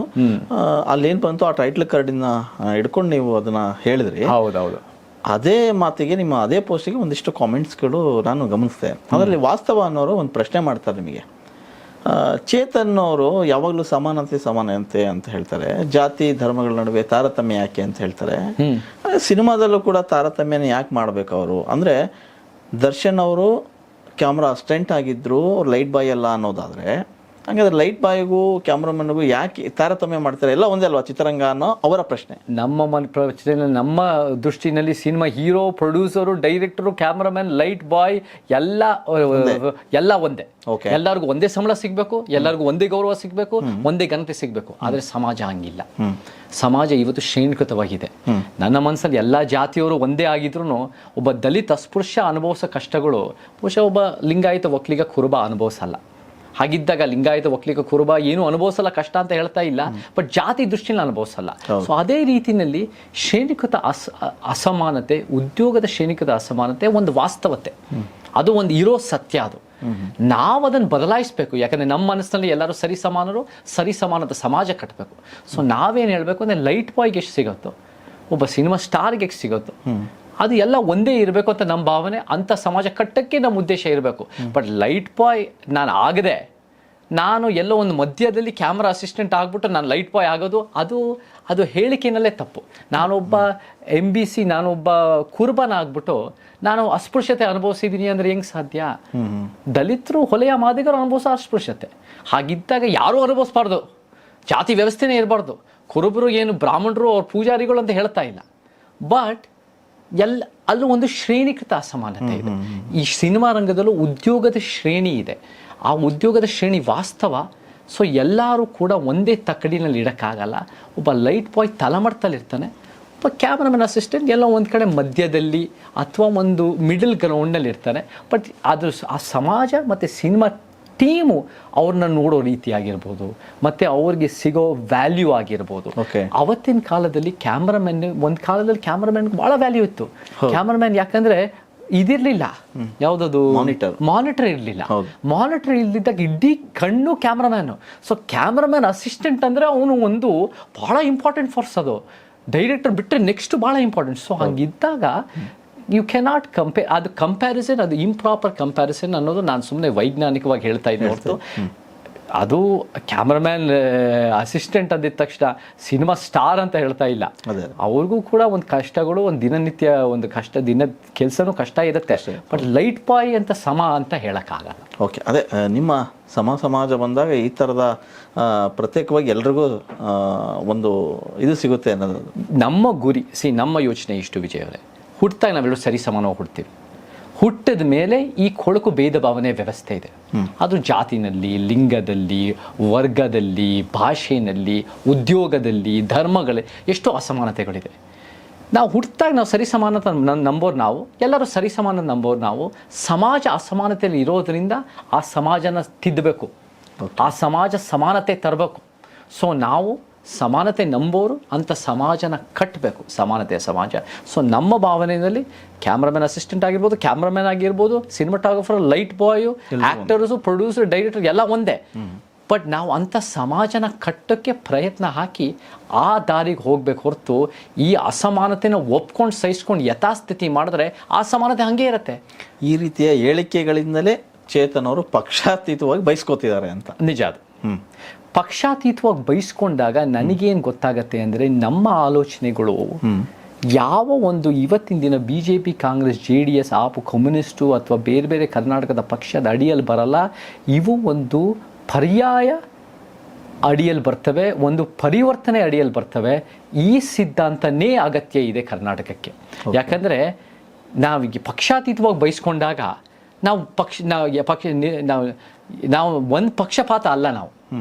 ನಾವು ಯಾವುದೋ ಒಂದು ಕಡೆ BJP ವಿರೋಧ ಮಾಡ್ಕೊಂಡು ಕಾಂಗ್ರೆಸ್ ಪರಾನೋ, ಕಾಂಗ್ರೆಸ್ ವಿರೋಧ ಮಾಡ್ಕೊಂಡು BJP ಪರಾನೋ ಹಂಗಲ್ಲ. ನಾವು ಸಿಸ್ಟಮನ್ನು ಫೈಟ್ ಮಾಡ್ತೀವಿ. BJPನೇ ಸಮಸ್ಯೆ ಅಲ್ಲ, BJPನೂ ಸಮಸ್ಯೆ. ಎಷ್ಟೋ ಪಕ್ಷದಲ್ಲಿ ಒಂದು Congress, JDS, AAP, communist. So ನಾವು ಇಡೀ ಸಿಸ್ಟಮನ್ನು ಫೈಟ್ ಮಾಡಿದಾಗ ನಮಗೆ ಎಷ್ಟೋ ತಕರಾರುಗಳು ಬರುತ್ತೆ. ನಾವು ಒಂದು ಉದಾಹರಣೆ ಕೊಡ್ತೀನಿ. ಒಂದು ಇದಾಗಿತ್ತು, ಒಂದು ಪೋಸ್ಟು, ಯಾವುದೋ ಒಬ್ಬ ಮುಸ್ಲಿಂ ಹುಡುಗ ಕೊಪ್ಪಳದಲ್ಲಿ ಪೋಸ್ಟ್ ಹಾಕಿದ್ದ. ಅವನು ಪೋಸ್ಟ್ ಹಾಕಿದ್ದು ಏನಂದರೆ, ಸಾವರ್ಕರ್ ದೇಶದ ಮೊದಲನೇ ಭಯೋತ್ಪಾದಕ ಅಂತ ಹಾಕಿದ್ದ. ಸಿದ್ದರಾಮಯ್ಯ ಸರ್ಕಾರ ಏನು ಮಾಡ್ತು? ಸಿದ್ದರಾಮಯ್ಯ ಸರ್ಕಾರ ಅವನ್ನ ಜೈಲಿಗೆ ಹಾಕೋದು. ಇದು ಹೇಟ್ ಸ್ಪೀಚ್ ಅಥವಾ ಏನೋ ಒಂದು ಕಾರಣಕ್ಕೆ ಜೈಲಿಗೆ ಹಾಕೋದು. ನಾನು 2 ಮಾತು ಹಾಕ್ತೆ, ಹಿಂಗಾಗಿದೆ 2 ಮಾತು. ಒಂದು ಕಡೆ ಇದು ಕಾನೂನು, ವಾಕ್ ಸ್ವಾತಂತ್ರ್ಯದ ಉಲ್ಲಂಘನೆ, ಇವನಿಗೆ ಮಾತಾಡೋ ಹಕ್ಕಿರಬೇಕು, ಜೈಲಿಂದ ಬಿಡುಗಡೆ ಮಾಡಿ. 2ನೇದು ನನ್ನ ಕಣ್ಣಲ್ಲಿ ಸಾವರ್ಕರ್ ಭಯೋತ್ಪಾದಕನಲ್ಲ. ನನ್ನ ಕಣ್ಣಲ್ಲಿ ಸಾವರ್ಕರ್ ಭಯೋತ್ಪಾದಕನಲ್ಲ. ಗಾಂಧಿ ವಿಚಾರಗಳಲ್ಲಿ ಸಾವರ್ಕರು ಎಲ್ಲ ಮುಕ್ತ ಆಗ್ತಾರೆ, ಕ್ಲೀನ್ ಶೀಟ್ ಬರುತ್ತೆ. ಭಯೋತ್ಪಾದನೆ ಅಂದರೆ ಧರ್ಮದ ಹೆಸರಲ್ಲಿ ಹಿಂಸೆ ಮಾಡೋದು ಅಥವಾ ರಾಜಕೀಯ ಹೆಸರಲ್ಲಿ ಹಿಂಸೆ ಮಾಡೋದು, ನನಗೆ ದೊಡ್ಡ ಮಟ್ಟಕ್ಕೆ ಅವ್ರು ಬೆಳ್ಕೊಂಡು ಆದಮೇಲೆ ಹಿಂಸೆ ಮಾಡಿದಂತೆ ನನಗೆ ಎವಿಡೆನ್ಸ್ ಇಲ್ಲ. ಸೊ ಆ ಕಾರಣಕ್ಕೆ ನನಗೆ ಭಯೋತ್ಪಾದಕ ಅಂತ ನಾನು ಹೇಳಲ್ಲ. ಪ್ರಚೋದನೆ ಅನಿಸ್ಲಿಲ್ವಾ ಅಂತ? ಭಯೋತ್ಪಾದಕ ಅನ್ನೋದು ಪ್ರಚೋದನೆ ಪ್ರಚೋದನೆ ಹೇಳಿಕೆ ಅನ್ನೋದು ದೃಷ್ಟಿಕೋನದ ಮೇಲೆ ಇರುತ್ತೆ. ನನ್ನ ಪ್ರಕಾರ ಇವಾಗ ಬಿಜೆಪಿನೂ ನನ್ನ ಮೇಲೆ ಕೋಪ ಮಾಡ್ಕೊಂಡ್ಬಿಟ್ರು, ಓಕೆ, ಕಾಂಗ್ರೆಸ್ನವರು ನನಗೆ ಕೋಪ ಮಾಡ್ಕೊಂಡು. ಈಗ ನೀವೇ ಸರ್ಕಾರ ನೀವೇ ಆಗಿದ್ರೆ, ನೀವೇ ಒಂದು ವೇಳೆ CM ಆಗಿದ್ರೆ ಅಥವಾ ಒಬ್ಬ ಮಿನಿಸ್ಟರ್ ಆಗಿದ್ರೆ ಈ ಹೇಳಿಕೆನ ಹೇಗೆ ಡಿಪೆಂಡ್ ಮಾಡ್ಕೊತಿದ್ದೆ? ನಾನೇನು ಹೇಳ್ತಾ ಇದ್ದೇನೆ ನೋಡ್ರಿ, ಇದೇ ಹೇಳ್ತಾ ಇದ್ದೆ, ವಾಕ್ ಸ್ವತಂತ್ರ ಇದೆ, ಮಾತಾಡ್ಲಿ. ಅದೇನು ಒಂದು ರೀತಿ ದ್ವೇಷ ಭಾಷಣ ಅಲ್ಲ, ಅದೇನು ಒಂದು ರೀತಿ ಯಾವುದು ಸಮುದಾಯ ನಿಂದನೆ ಅಲ್ಲ. ಇತಿಹಾಸನ ಅವರು ನೋಡೋ ದೃಷ್ಟಿನಲ್ಲಿ ನೋಡ್ತಾ ಇದ್ದಾರೆ, ಅದು ಅವರ ಹಕ್ಕಿದೆ. ಆದರೆ ಎರಡನೇದು ಅವ್ರು ನೋಡಿದ ರೀತಿನಲ್ಲಿ ನಾನು ಒಪ್ಪಲ್ಲ. I disagree with what he says. So ಅಲ್ಲಿ ನನಗೆ ಏನಾಯಿತು, ನಾನು ಯಾಕೆ ವಿಶೇಷ ಅಂದರೆ ಎರಡು ಕಡೆಯಿಂದ ನಾನು ಬೈಕ್ ಶುರು ಮಾಡಿಬಿಟ್ರು. BJP ಅವರು ಏನ್ರಿ ಏನು ಬೇಕಾದ್ರೂ ಮಾತಾಡ್ಬೋದಾ, ಅವ್ರಿಗೇನು ವಾಕ್ ಸ್ವತಂತ್ರ ಅಂದಿದ ತಕ್ಷಣ ಅವ್ರು ಏನು ಬೇಕಾದ್ರೂ ಮಾತಾಡ್ಬೋದಾ, ಇವರು ಯಾಕೆ ಬಿಡಬೇಕು ಅಂತ. ಈ ಕಡೆ ಕಾಂಗ್ರೆಸ್ನವರು ಏನು ಸಾವರ್ಕರ್ ಭಯೋತ್ಪಾದಕನಲ್ವಾ, ಹಿಂಗೆ ಹಾಗೆ ಅಂತ ಇವ್ರು ಬೈತಾ ಇದ್ದಾರೆ. ಇಬ್ಬರು ನನ್ನ ಮೇಲೆ ಮುಗಿಬೀಳ್ತಾ ಇದ್ದಾರೆ. ನಾನು ಹೇಳಿದೆ, ನಿಮ್ಮ ವಾದ ನೀವು ಇಟ್ಕೊಂಡು, ನನ್ನ ವಾದದಲ್ಲಿ ವಾಕ್ ಸ್ವತಂತ್ರ, we must protect freedom of speech, because freedom of speech is the ಅಡಿಪಾಯ ಆಫ್ ಡೆಮಾಕ್ರಸಿ. ವಾಕ್ ಸ್ವತಂತ್ರನ ದ್ವೇಷ ಭಾಷಣ ಮಾಡಬಾರ್ದು, ಹಿಂಸೆ ಪ್ರಚೋದನೆ ಮಾಡಬಾರ್ದು, ಸಮುದಾಯ ನಿಂದನೆ ಮಾಡಬಾರ್ದು. ಅದು ಬಿಟ್ಟರೆ ಇತಿಹಾಸನ ನಿಮ್ಮ ದೃಷ್ಟಿಯಲ್ಲಿ ನೋಡಿ, ಪ್ರಚೋದನೆ ಒಬ್ಬರಿಗಾಗಿದ್ದರೆ ವಿಜಯ್ ಅವರೇ, ಇನ್ನೊಬ್ಬರಿಗೆ ಸತ್ಯನೂ ಆಗಿರ್ಬೋದು. ಕರೆಕ್ಟ್. ನನ್ನ ಮಾತು ಬ್ರಾಹ್ಮಣ್ಯ ಅಂತ ಒಂದು ಪದ ಬಳಸಿದ್ದೆ. ಬ್ರಾಹ್ಮಣ್ಯ ಅಂದ್ರೆ 100 ವರ್ಷ ಇಂಟೆಲೆಕ್ಚುವಲ್ಗಾಗಿ, ಬುದ್ಧಿಜೀವಿಗಳಾಗಿ, ರಾಜಾ ರಾಮ್ ಮೋಹನ್ ರಾಯ್ ಆಗಿರ್ಬೋದು, ನೆಹರು ಆಗಿರ್ಬೋದು, ಬಾಬಾ ಸಾಹೇಬರಾಗಿರ್ಬೋದು, ಪೆರಿಯಾರ್ ಆಗಿರ್ಬೋದು, ಎಲ್ಲರೂ ಬ್ರಾಹ್ಮಣ್ಯ ಅಂತ ಪದ ಬಳಸಿದ್ದಾರೆ. ನಾನು ಬಳಸಿದ್ದಕ್ಕೆ ಸಮುದಾಯದ ನಿಂದನೆ ಅನ್ನೋ ಕಾರಣಕ್ಕೆ ಅದು ಭಾಳ ಇದು ಬಂದ್ಬಿಡ್ತು, ವಿರೋಧ ಬಂದ್ಬಿಡ್ತು, ನನಗೆ FIRಗಳೆಲ್ಲ ಆಗ್ಬಿಡ್ತು, ಬೇರೆ ಬೇರೆದಾಯಿತು. ಬ್ರಾಹ್ಮಣ್ಯ ಬೇರೆ, ಬ್ರಾಹ್ಮಣ ಬೇರೆ. ಬ್ರಾಹ್ಮಣ ಅನ್ನೋ ಒಂದು ಸಮುದಾಯ, ಒಂದು ಜಾತಿ. ಬ್ರಾಹ್ಮಣ್ಯ ಅನ್ನೋ ಒಂದು ಅಸಮಾನತೆ, ಶ್ರೇಣಿಕತೆ ವ್ಯವಸ್ಥೆ, ಮನಸ್ಥಿತಿ, ಇವೆರಡು ಬೇರೆ ಬೇರೆ. ಅದು ವಾಕ್ ಸ್ವತಂತ್ರ. ಜನ ಪ್ರಚೋದನೆ ಅಂದರೆ ಅದು ಸತ್ಯ ನಾನು ಹೇಳೋದು. ಓಕೆ, ಇದೇ ಹೇಳಿಕೆಗಳ ವಿಚಾರಕ್ಕೆ ಬಂದರೆ, ದರ್ಶನ್ ಅವರು ಈ ಪ್ರಕರಣ ಕುರಿತಂತೆ ಅವ್ರ ಫ್ಯಾನ್ಸ್ಗಳು ಅವ್ರ ಪರವಾಗಿ ಬ್ಯಾಟಿಂಗ್ ಮಾಡ್ತಾ ಇದ್ದಾರೆ. ಈ ಹೇಳಿಕೆಗಳ ಬಗ್ಗೆ ನೀವೇನು ಹೇಳ್ತೀರಾ ವೈಯಕ್ತಿಕವಾಗಿ? ಈಗ ನನ್ನ ಕಣ್ಣಿಗೆ ಅದು ಕರೆಕ್ಟು ಅಂತ ನೀವು ಹೇಳಿದ್ರಿ ಸಾವರ್ಕರ್ ವಿಚಾರವಾಗಿ, ಇಲ್ಲ ನನ್ನ ಕರೆಕ್ಟ್, ನಾನು ಹೇಳಿದ್ದು ಕರೆಕ್ಟು, ಅವ್ನು ಹೇಳಿದ್ದು ಹೀಗೆ ಅಂತ. ಬಟ್ ಈ ವಿಚಾರದಲ್ಲಿ ದರ್ಶನ್ ಅವರ ಪರ ಅವ್ರ ಫ್ಯಾನ್ಸ್ ಬ್ಯಾಟಿಂಗ್ ಮಾಡ್ತಾರೆ. ಇವತ್ತು ದರ್ಶನ್ ಮಾಡಿದ ಸರಿ ಅನ್ನೋ ಅರ್ಥದಲ್ಲಿ ಮಾತಾಡ್ತಾರೆ. ಫ್ಯಾನ್ಸಿಗೆ ಏನು ಹೇಳ್ತೀರಾ ವಿಜಯ್ ಅವರೇ? ನಾನು ಎಲ್ಲ ಫ್ಯಾನ್ಸನ್ನ ಜನರಲೈಸ್ ಮಾಡೋಕ್ಕಾಗಲ್ಲ. ಓಕೆ, ದರ್ಶನ್ ಫ್ಯಾನ್ಸ್ ಅಂದಿದ ತಕ್ಷಣ ದರ್ಶನ್ ಸಿನಿಮಾದಲ್ಲಿ ಮಾಡಿರೋ ಪಾತ್ರಗಳು ಇಷ್ಟ ಇರೋರು ಇರ್ತಾರೆ, ದರ್ಶನಿನ ಫೈಟಿಂಗ್ ಸ್ಟೈಲ್ ಇಷ್ಟ ಇರ್ಬೋದು, ದರ್ಶನಿನ ವಾಯ್ಸ್ ಇಷ್ಟ ಇರ್ಬೋದು. ಎಲ್ಲರಿಗೂ ದರ್ಶನ್ ನಡವಳಿಕೆ ಇಷ್ಟ ಅಂತ ನಾನು ಜನರಲೈಸ್ ಮಾಡೋಕ್ಕಾಗಲ್ಲ. ಫ್ಯಾನ್ಸ್ಗಳು ದರ್ಶನ್ ಕೂದಲು ಇಷ್ಟ ಇರ್ಬೋದು, ಬೇರೆ ಬೇರೆ ಕಾರಣಗಳು, ಬಟ್ಟೆ ಸ್ಟೈಲ್ ಇಷ್ಟ ಇರ್ಬೋದು, ಏನೇನೋ ಇಷ್ಟ ಇರ್ಬೋದು. ಸೊ ಎಲ್ಲರೂ ದರ್ಶನ್ ನಡವಳಿಕೆನ ಒಪ್ತಾರೆ ಅಥವಾ ಅದನ್ನು ಪರ ಇದ್ದಾರೆ ಅಂತ ನಾನು ಹೇಳೋಕ್ಕಾಗಲ್ಲ. ನನಗನ್ಸೋ ಪ್ರಕಾರ ಬಹುತೇಕ ದರ್ಶನ್ ಅಭಿಮಾನಿಗಳೇ ದರ್ಶನನ ಇವಾಗ ಏನೇನು ಪ್ರಕರಣ ಆಗಿದೆ ಅದನ್ನು ಖಂಡಿಸ್ತಾರೆ. ಅದು ಸರಿಯಲ್ಲ, ಅದು ಸತ್ಯ ಆಗಿದ್ರೆ ಅದು ಸರಿಯಲ್ಲ ಅಂತ ಅವ್ರ ಭಾವನೆನೂ ಕೂಡ ಇಲ್ಲ. ಒಂದು ಕಡೆ ಒಂದು ವರ್ಗ ಅಂದ್ರೆ ಒಂದಷ್ಟು ಸ್ವಲ್ಪ ಜನ ಮಾತಾಡ್ಬೋದು, ಅದು ಅತಿಯಾದ ಸ್ವಲ್ಪ ಜನ ಮಾತಾಡ್ಬೋದು. ಅದು ಅತಿಯಾದ ಅಭಿಮಾನ ಅನ್ನೋಕ್ಕಿಂತ ಅದು ಒಂದು ಸ್ವಲ್ಪ ತಿಳುವಳಿಕೆ ಇಲ್ಲದೆ ಅಥವಾ ಒಳ್ಳೆ ಒಂದು ಸಮಾಜ ಅರ್ಥೈಸ್ಕೊಳ್ಳದೆ ಮಾತಾಡೋರು ಇದ್ದೇ ಇರ್ತಾರೆ ಎಲ್ಲ ಸಮಾಜದಲ್ಲಿ. ಅದಕ್ಕೂ ನಾವು ಇವಾಗ ಒಂದು ಹೇಳ್ತೀನಿ ವಿಜಯ್ ಅವರೇ, ವಾಕ್ ಸ್ವತಂತ್ರ ಅಂದ್ರೆ ಬಹಳ ತಿಳುವಳಿಕೆ ಇರೋ ಮಾತಿಗೆ ವಾಕ್ ಸ್ವತಂತ್ರ ಮಾತ್ರ ಅಲ್ಲ, ಪೆದ್ದಗೆ ಮಾತಾಡೋಕೆ ವಾಕ್ ಸ್ವತಂತ್ರ ಇದೆ. ಉಚ್ಚಭಿಮಾನದ ಅಂದ್ರೆ ಇವಾಗ BJP ಕಾಂಗ್ರೆಸ್ JDS ಪೆದ್ದಗೆ ಮಾತಾಡೋದ್ರೇನ್ರಿ ಎಷ್ಟೋ ಸಲಿ ಏನೇನೋ ಮಾತಾಡ್ತಾರೆ. ಅವ್ರು ಮಾತಾಡಕ್ಕೆ ನಾವು ಸಹಿಸ್ಕೊಂತೀವಿ, ಇವ್ರ ಅಭಿಮಾನಿಗಳು ಏನೇನೋ ಮಾತಾಡ್ತಾರೆ. ಆದರೆ ಜಾತಿ ನಿಂದನೆ, ಮಹಿಳೆ ನಿಂದನೆ, ಮತ್ತೆ ಧರ್ಮ ನಿಂದನೆ ಅಥವಾ ಹಿಂಸೆ ಪ್ರಚೋದನೆ, ಇದಕ್ಕೆ ನನಗೆ ಒಪ್ಪಿಗೆ ಇಲ್ಲ. ಇದಕ್ಕೆ ನನಗೆ ಅದು ವಾಕ್ ಸ್ವತಂತ್ರ ಅಡಿಯಲ್ಲಿ ಬರಲ್ಲ ಅನ್ನೋ ನನ್ನ ವಾದ.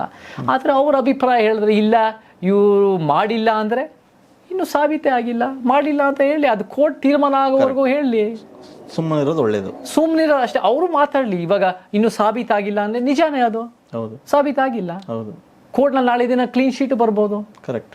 ಆಮೇಲೆ ನಮಗೆ ಮೀಡಿಯಾದಲ್ಲಿ ಬರೋದಲ್ಲ ನಾವು ಸತ್ಯ ಅಂತ ಹೇಳೋಕ್ಕಾಗಲ್ಲ. ಅವ್ರ ಇಂಟೀರಿಯರ್ ಏನೇನೋ ನಡೀತಾ ಇರುತ್ತೆ ಅಲ್ಲಿ, ಲಾಯರ್ದು ಮತ್ತು ಪೊಲೀಸ್ದು ಮತ್ತು ಜಡ್ಜ್ ಕೇಸು, ಅವ್ರಿಗೆ ಸತ್ಯ ಗೊತ್ತಿರುತ್ತೆ. ನಮಗೆ ಮೀಡಿಯಾ ಏನು ಹೇಳುತ್ತೋ ಅದು ನಮ್ಗೆ ಗೊತ್ತಿರುತ್ತೆ. ಸೊ ಮೀಡಿಯಾಗೂ ಎಲ್ಲ 100% ಆಕ್ಯುರೇಟ್ ಇದೆ ಅಂತ ನಾವು ವೆರಿಫೈ ಮಾಡೋಕ್ಕಾಗಲ್ಲ. ಸೊ ಒಂದು ಅಭಿಮಾನ ಇರುತ್ತೆ, ಒಂದು ಪ್ರೀತಿ ವಿಶ್ವಾಸ ಇರುತ್ತೆ, ಸ್ವಲ್ಪ ಜನ ಮಾಡಿಲ್ಲ ಅಂತ ಭಾವನೆ ಇರುತ್ತೆ. ಕೋರ್ಟ್ನಲ್ಲಿ ಬಂದ ಮೇಲೆ ಅದು ಸಾಬೀತಾಗತ್ತೆ. ಇದೇ ವಿಚಾರವಾಗಿ ದರ್ಶನ್ ಒಂದು ಸ್ವಲ್ಪ ಪ್ರಕರಣ, ಹಿಂದೆ ಎಲ್ಲ ಪ್ರಕರಣಗಳಾದವು. ದರ್ಶನ್ ನೋಡಿದ ತಕ್ಷಣ ಅವರು ವಿವಾದಾತ್ಮಕ ವ್ಯಕ್ತಿ, ಯಾವಾಗಲೂ ಕಾಂಟ್ರವರ್ಸಿಯಲ್ಲಿ ಇರ್ತಾರೆ ಅನ್ನೋ ಮಾತು ಚಿತ್ರರಂಗದಲ್ಲಿ. ಇದೇ ಚಿತ್ರರಂಗ ಈ ಪ್ರಕರಣ ಬಂದಾಗ ಒಂದಿಷ್ಟು ಜನ ಮಂಡಳಿ ಮೇಲೆ ಏನು ಆಗ್ರಹ ಮಾಡ್ತಾರೆ, ಅವ್ರನ್ನ ಬ್ಯಾನ್ ಮಾಡಬೇಕು ನೀವು ಅಂತ. ಹಿಂದೆ ನಿಖಿತಾ ಅವ್ರನ್ನ ಬ್ಯಾನ್ ಮಾಡಿತ್ತು ಒಂದು ಕಾರಣಕ್ಕೆ. ಇದೇ ಚಿತ್ರರಂಗ ಈ ವಿಚಾರ ಯಾಕೆ ಮಾಡಿಲ್ಲ ಅನ್ನೋದು ಒಂದಿಷ್ಟು ವಾದ. ಒಂದು ಪಕ್ಕದ ಒಂದು ಇಂಡಸ್ಟ್ರಿಯಲ್ಲಿ, ತೆಲುಗು ಇಂಡಸ್ಟ್ರಿಯಲ್ಲಿ ಡ್ರಗ್ಸ್ ಕೇಸಲ್ಲಿ ಸಿಕ್ಕರು ಅನ್ನೋ ಕಾರಣಕ್ಕೆ ಒಬ್ಬ ನಟಿಯನ್ನು ಕಲಾವಿದರ ಸಂಘದಿಂದನೇ ಅಮಾನತು ಮಾಡ್ತಾರೆ. ಇಲ್ಲಿ ಆ ಪ್ರಕರಣ ಆಗಿಲ್ಲ. ಇಲ್ಲಿ ಮಂಡಳಿ ಯಾವುದೇ ರೀತಿಯಾದಂಥ ಚಕ್ರ ಎತ್ತಲಿಲ್ಲ. ಇದೊಂದು ಪಾಯಿಂಟ್. ಈ ಬಗ್ಗೆ ಏನು ಹೇಳ್ತೀರಾ ವಿಜಯ್ ಅವರೇ? Film industry unregulated industry. ಅದು ಒಂದು ರೀತಿ ಅದು ಅದರದೇ ಆದ ಒಂದು ಚೌಕಟ್ಟಿದೆ. ಅದು ಒಂದು ಸರ್ಕಾರದ ಆಫೀಸ್ಗಳ ಥರ ಅಲ್ಲ. ಅದಲ್ಲೇ producer association, directors association, artist association, workers, film chamber, ಒಕ್ಕೂಟ, ಏನೇನೋ ಬೇರೆ ಬೇರೆ ಸಂಘಟನೆಗಳೆಲ್ಲ ಸೇರಿಕೊಂಡು ನಾವು ಒಂದು ಸಿನಿಮಾ ಮಾಡ್ತೀವಿ. ನನ್ನ ವಾದದಲ್ಲಿ ದರ್ಶನ್ನು ಇಂಥ ಪ್ರಕರಣದಲ್ಲಿ ನೈತಿಕವಾಗಿ ಬ್ಯಾನ್ ಮಾಡೋ ಒಂದು ಅವಕಾಶ ಇದ್ದರೂ ಇಂಪ್ಲಿಮೆಂಟ್ ಮಾಡಿ ಕಾನೂನಾತ್ಮಕವಾಗಿ ಬ್ಯಾನ್ ಮಾಡೋಕ್ಕೆ ಯಾರನ್ನೂ ಬ್ಯಾನ್ ಮಾಡೋಕ್ಕಾಗಲ್ಲ ಸಿನಿಮಾ ರಂಗದಲ್ಲಿ. ಕರೆಕ್ಟ್. ನಿಖಿತಾ ಅನ್ನೋರು ಆ ಕಾಲದಲ್ಲಿ 2011ರಲ್ಲಿ ಇವ್ರ ಸಂಬಂಧದ ಮಧ್ಯ ಬಂದರು ಅಂತ ಏನೋ ಒಂದು ನೆಪ ಇಟ್ಕೊಂಡು ಅವ್ರನ್ನ ಬ್ಯಾನ್ ಮಾಡಿದ್ದು ಭಾಳ ತಪ್ಪು. ಫಸ್ಟ್ ಆಫ್ ಆಲ್ ಅವ್ರನ್ನ ಯಾರನ್ನೂ ಬ್ಯಾನ್ ಮಾಡೋಕ್ಕಾಗಲ್ಲ ಇಂಡಸ್ಟ್ರಿ. ಇವಾಗ ಯಾಕೆ ಹೇಳ್ತೀನಿ ಅಂದರೆ, ನಾಳೆ ದಿನ ಯಾರೋ ಒಬ್ಬರು ಬಂದ್ಬಿಟ್ಟು ನಾನು ದರ್ಶನ್ ಮೇಲೆ ದುಡ್ಡು ಹಾಕ್ತೀನಿ, ದರ್ಶನಿಂದ ನನಗೆ 5-10 ಕೋಟಿ ದುಡ್ಡು ಬರುತ್ತೆ, ನೀವು ಯಾರು ನನ್ನ ನಿಲ್ಸಕ್ಕೆ, ನಾವು ಯಾರು ನಿಲ್ಸಕ್ಕಾಗಲ್ಲ. ಅವ್ರಿಗೆ ಫ್ರೀಡಮ್, ಅವ್ರಿಗೆ ಒಂದು ಫ್ರೀಡಮ್ ಇದೆ, ಸ್ವತಂತ್ರ ಇದೆ. ಅದು ಸಂವಿಧಾನದ ಪೀಠಿಕೆನಲ್ಲಿ ಸ್ವತಂತ್ರ ಇದೆ. ಅವ್ರ ದುಡ್ಡು ಅವ್ರ ಇಷ್ಟ, ಅವ್ರು ಯಾರ ಮೇಲೆ ಹಾಕ್ತಾರೆ. ನಿಖಿತಾ ಅನ್ನೋರ ಮೇಲೆ ಕೂಡ ಬ್ಯಾನ್ ಮಾಡೋಕ್ಕೆ ನನ್ನ ಪ್ರಕಾರ ಅದು ಕಾರಣನೂ ಇರಲಿಲ್ಲ ಅಲ್ವಾ. ಮತ್ತೆ ಅದು ಕೂಡ ಇಟ್ ವಾಸ್ ಅನ್ಜಸ್ಟಿಫೈಡ್. ಅದು ಪರ್ಸನಲ್ ಇರೋ ಕಾರಣನೂ ಸರಿ ಇರಲಿಲ್ಲ. ಮತ್ತೆ it was you cannot ban. ಖಂಡನೆ ಮಾಡ್ಬೋದು, ಬಟ್ ಯು ಕೆನಾಟ್ ಬ್ಯಾನ್. ಆದರೆ ನಿಖಿತಾ ಅನ್ನೋರು ಬೇರೆ ರಾಜ್ಯದಿಂದ ಬರೋ ಮಹಿಳೆ ಆಕ್ಟ್ರೆಸ್ಸು, ಅಷ್ಟೊಂದು ಸ್ಟಾರ್ ಪವರ್ ಇಲ್ಲದೆ ಇರ್ಬೋದು. ಈ ಎಲ್ಲ ಕಾರಣಗಳಿಗೆ ಏನಾದರೆ ಅವ್ರ ಪರವಾಗಿಯೂ ಕೂಡ ಅಷ್ಟು ಜನ ಇರಲಿಲ್ಲ, ಅವ್ರ ಪರವಾಗೂ ಅಷ್ಟು ಜನ ಇರಲಿಲ್ಲ. ಸೊ ಸಿನಿಮಾ ರಂಗ ಎಲ್ಲ ಸೇರಿ ಅವ್ರ ಮೇಲೆ ಒಂದು ಬಹಿಷ್ಕಾರ ಥರ ಹಾಕಿದಾಗ ಅವ್ರ ಕರಿಯರ್ ಮೇಲೆ ಅಫೆಕ್ಟ್ ಆಗುತ್ತೆ. ಅದಾದ್ಮೇಲೆ ಸ್ವಲ್ಪ ಜನ ನನಗೆ ಜ್ಞಾಪಕ ಇದೆ 2011 ಒಬ್ಬರೋ ಇಬ್ಬರು ನಾನು ಮಾಡ್ತೀನಿ ಅಂತ ಅವ್ರ ಜೊತೆ ಇಟ್ಕೊಂಡು ಮುಂದೆ ಬಂದಿದ್ರು, ಅದು ಅವ್ರ ಧೈರ್ಯ. ಆದರೆ ಅದೇನಾಗುತ್ತೆ ಅಂದರೆ ನಿಮ್ಮ ಮಾರ್ಕೆಟ್ ಇಲ್ಲ, ನಿಮ್ಮ ಪರವಾಗಿ ಜಾಸ್ತಿ ಇಲ್ಲ, ನೀವು ಮಹಿಳೆ, ನೀವು ಬೇರೆ ರಾಜ್ಯದವ್ರು ಆಗಿದ್ಮೇಲೆ ನಿಮ್ಮ ಮೇಲೆ ಈ ಥರ ಬಹಿಷ್ಕಾರ ಭಾಳ ಎಫೆಕ್ಟ್ ಆಗುತ್ತೆ. ದರ್ಶನ್ ಅಂತವ್ರ ಮೇಲೆ ಫಸ್ಟ್ ಆಫ್ ಆಲ್ ಬ್ಯಾನ್ ಮಾಡೋಕ್ಕಾಗಲ್ಲ ನನ್ನ ಪ್ರಕಾರ. ಸೆಕೆಂಡ್ ಆಫ್ ಆಲ್ ಬ್ಯಾನ್ ಮಾಡಿದ್ರು, ಅವ್ರು ಹೇಳಿದ್ರು ಯಾರೋ ಒಬ್ಬರು ದುಡ್ಡು ಹಾಕ್ತಾರೆ ನಾಳೆ ದಿನ. ಆಮೇಲೆ ಜನ ಬಂದು ನೋಡ್ತಾರೆ. ಇವಾಗ ಜನ ಯಾಕೆ ಬಂದು ನೋಡ್ತಾರೆ ಅಂದರೆ, ಯಾರು ಕೂಡ ಬಹುತೇಕ ಯಾವುದೇ ಸಿನಿಮಾ ಸ್ಟಾರ್ ಅಭಿಮಾನಿಯಾಗಿರ್ಬೋದು, ಆ ಸಿನಿಮಾ ಸ್ಟಾರ್ ಅಭಿಮಾನಿ ಆಗಿರೋದು ಅವರ ನಿಜ ಜೀವನದ ನಡವಳಿಕೆಯಿಂದ ಅಲ್ಲ, ಅಭಿಮಾನಿ ಆಗಿರೋದು ಅವ್ರು ಮಾಡಿರೋ ಪಾತ್ರಗಳಿಂದ. ಸೊ ಅದೇ ಥರ ಒಂದು ಬಿಲ್ಡಪ್ ಪಾತ್ರಗಳು, ಹೈಪರ್ ಮ್ಯಾಸ್ಕ್ಯುಲಿನ್ ಪಾತ್ರಗಳು, ಒಂಥರ 20, 30, 50 ಜನ ಒಡೆಯೋ ಪಾತ್ರಗಳನ್ನ ಮತ್ತೆ ಮಾಡಿದ್ರೆ ಮತ್ತೆ ಒಂದು ಜನ ಬಂದು ನೋಡ್ತಾರೆ. ಸೊ ನನಗೆ ಈ ಬ್ಯಾನ್ ಅನ್ನೋ ಸಾಧ್ಯತೆಗಳೇ ಕಾಣಲ್ಲ. ಬ್ಯಾನ್ ಅನ್ನೋ ಮಾಡೋಕ್ಕೂ ಆಗಲ್ಲ ನನ್ನ ಪ್ರಕಾರ. ಫ್ರೀಡಮನ್ನು ಕರ್ಟೇಲ್ ಮಾಡೋಕ್ಕಾಗಲ್ಲ. ಬಟ್ ರೆಪ್ಯುಟೇಷನ್ ಅಂತೂ ಭಾಳ ಏಟಾಗಿದೆ. ಬಟ್ ನಿಖಿತನ್ ಬ್ಯಾನ್ ಮಾಡಿದ್ದು ತಪ್ಪು, ಮತ್ತು ಕಾರಣನೂ ಇಲ್ಲ. ಇದಕ್ಕೆ ನೈತಿಕವಾಗಿ ಕಾರಣ ಇದ್ದರೂ ಸಹ ಇದಕ್ಕೆ ಬ್ಯಾನ್ ಮಾಡೋಕ್ಕಾಗಲ್ಲ ನನ್ನ ಪ್ರಕಾರ. ಈ ವಿಚಾರವಾಗಿ ಕನ್ನಡ ಇಂಡಸ್ಟ್ರಿಯಲ್ಲಿ ಯಾರೊಬ್ಬರು ಕೂಡ ಮಾತಾಡಿರಲಿಲ್ಲ. ನಾನು ಇವಾಗ ಮಾತಾಡಿದ್ದ ಎಸ್. ಅಂದರೆ ರಮ್ಯಾ ಮಾತ್ರ ಒಂದಿಷ್ಟು ವಿಷಯಗಳನ್ನ ಹೇಳಿದರು. ಅಂದರೆ ನಿಖಿತಾ ಅವ್ರಿಗೆ ಆದಂಥ ನ್ಯಾಯ ಅಲ್ಲಿ ಸಿಗಲಿಲ್ಲ, ಇಲ್ಲಿ ಯಾಕೆ ಸಿಗಬಾರ್ದು ಅಂತ. ರಮ್ಯಾ ಅವ್ರು ಏನು ಹೇಳಿದ್ರು ನೀವು ಹೇಳಿ ಕರೆಕ್ಷನ್ ಮಾಡಿ. ನಿಖಿತನ್ ಬ್ಯಾನ್ ಮಾಡ್ಬೋದು ಅಂದರೆ ದರ್ಶನ್ ಯಾಕೆ ಬ್ಯಾನ್ ಮಾಡೋಕ್ಕಾಗಲ್ಲ ಅಂತ ಹೇಳ್ಬೋದು. ನನ್ನ ವಾದ ಬೇರೆ. ನಿಖಿತಾವನ್ನು ಬ್ಯಾನ್ ಮಾಡಬಾರ್ದಾಗಿತ್ತು, ದರ್ಶನ್ನು ಬ್ಯಾನ್ ಮಾಡೋಕ್ಕಾಗಲ್ಲ. ಸೊ ಲಾಜಿಕ್ ಸ್ವಲ್ಪ ಡಿಫ್ರೆಂಟ್. ಆ ಇಶ್ಯೂ ನಾವು ಪ್ರಸ್ತಾಪ ಮಾಡ್ತಾ ಇರ್ಬೋದು, ಬಟ್ ಲಾಜಿಕ್ ಸ್ವಲ್ಪ ವ್ಯತ್ಯಾಸ ಇದೆ. ಅವರು ನಿಖಿತನ್ ಬ್ಯಾನ್ ಮಾಡ್ಬೋದು ಅಂದರೆ ದರ್ಶನ್ ಯಾಕೆ ಬ್ಯಾನ್ ಮಾಡೋಕ್ಕಾಗಲ್ಲ ಅಂತ ಹೇಳ್ಬೇಕು. ಬಟ್ ನಾನು ನಿಖಿತನ್ ಬ್ಯಾನ್ ಮಾಡಿದ್ದು by reason and by implementation ತಪ್ಪು. ದರ್ಶನನ್ನು ರೀಸನ್ ಯಂಗ್ಸ್ಟಾರು ಇದ್ರೂ ಇಂಪ್ಲಿಮೆಂಟೇಷನ್ ಆಗಲ್ಲ. It's not possible. ಆಗಷ್ಟೇ ನೀವು ಬ್ರಾಹ್ಮಣ್ಯದ ವಿಚಾರಗಳು ಬಗ್ಗೆ ಮಾತಾಡಿದರೆ ಸೊ ಬ್ರಾಹ್ಮಣ್ಯದ ಆಚರಣೆಗಳ ಕುರಿತಾಗಿ ವಿಧಾನಸೌಧದಲ್ಲಿ ಒಂದು 25 ಅಡಿ ಎತ್ತರದಲ್ಲಿ ಭುವನೇಶ್ವರಿ ಹೌದು ಪ್ರತಿಮೆನ ಇಡ್ತಾರೆ. ಸೊ ಅದನ್ನು ನೀವು ವಿರೋಧ ಮಾಡ್ತೀರಿ? ಖಂಡಿತ. ಶಂಕುಸ್ಥಾಪನೆ ನಿನ್ನೆ ಆಗಿದೆ. ಹೌದು.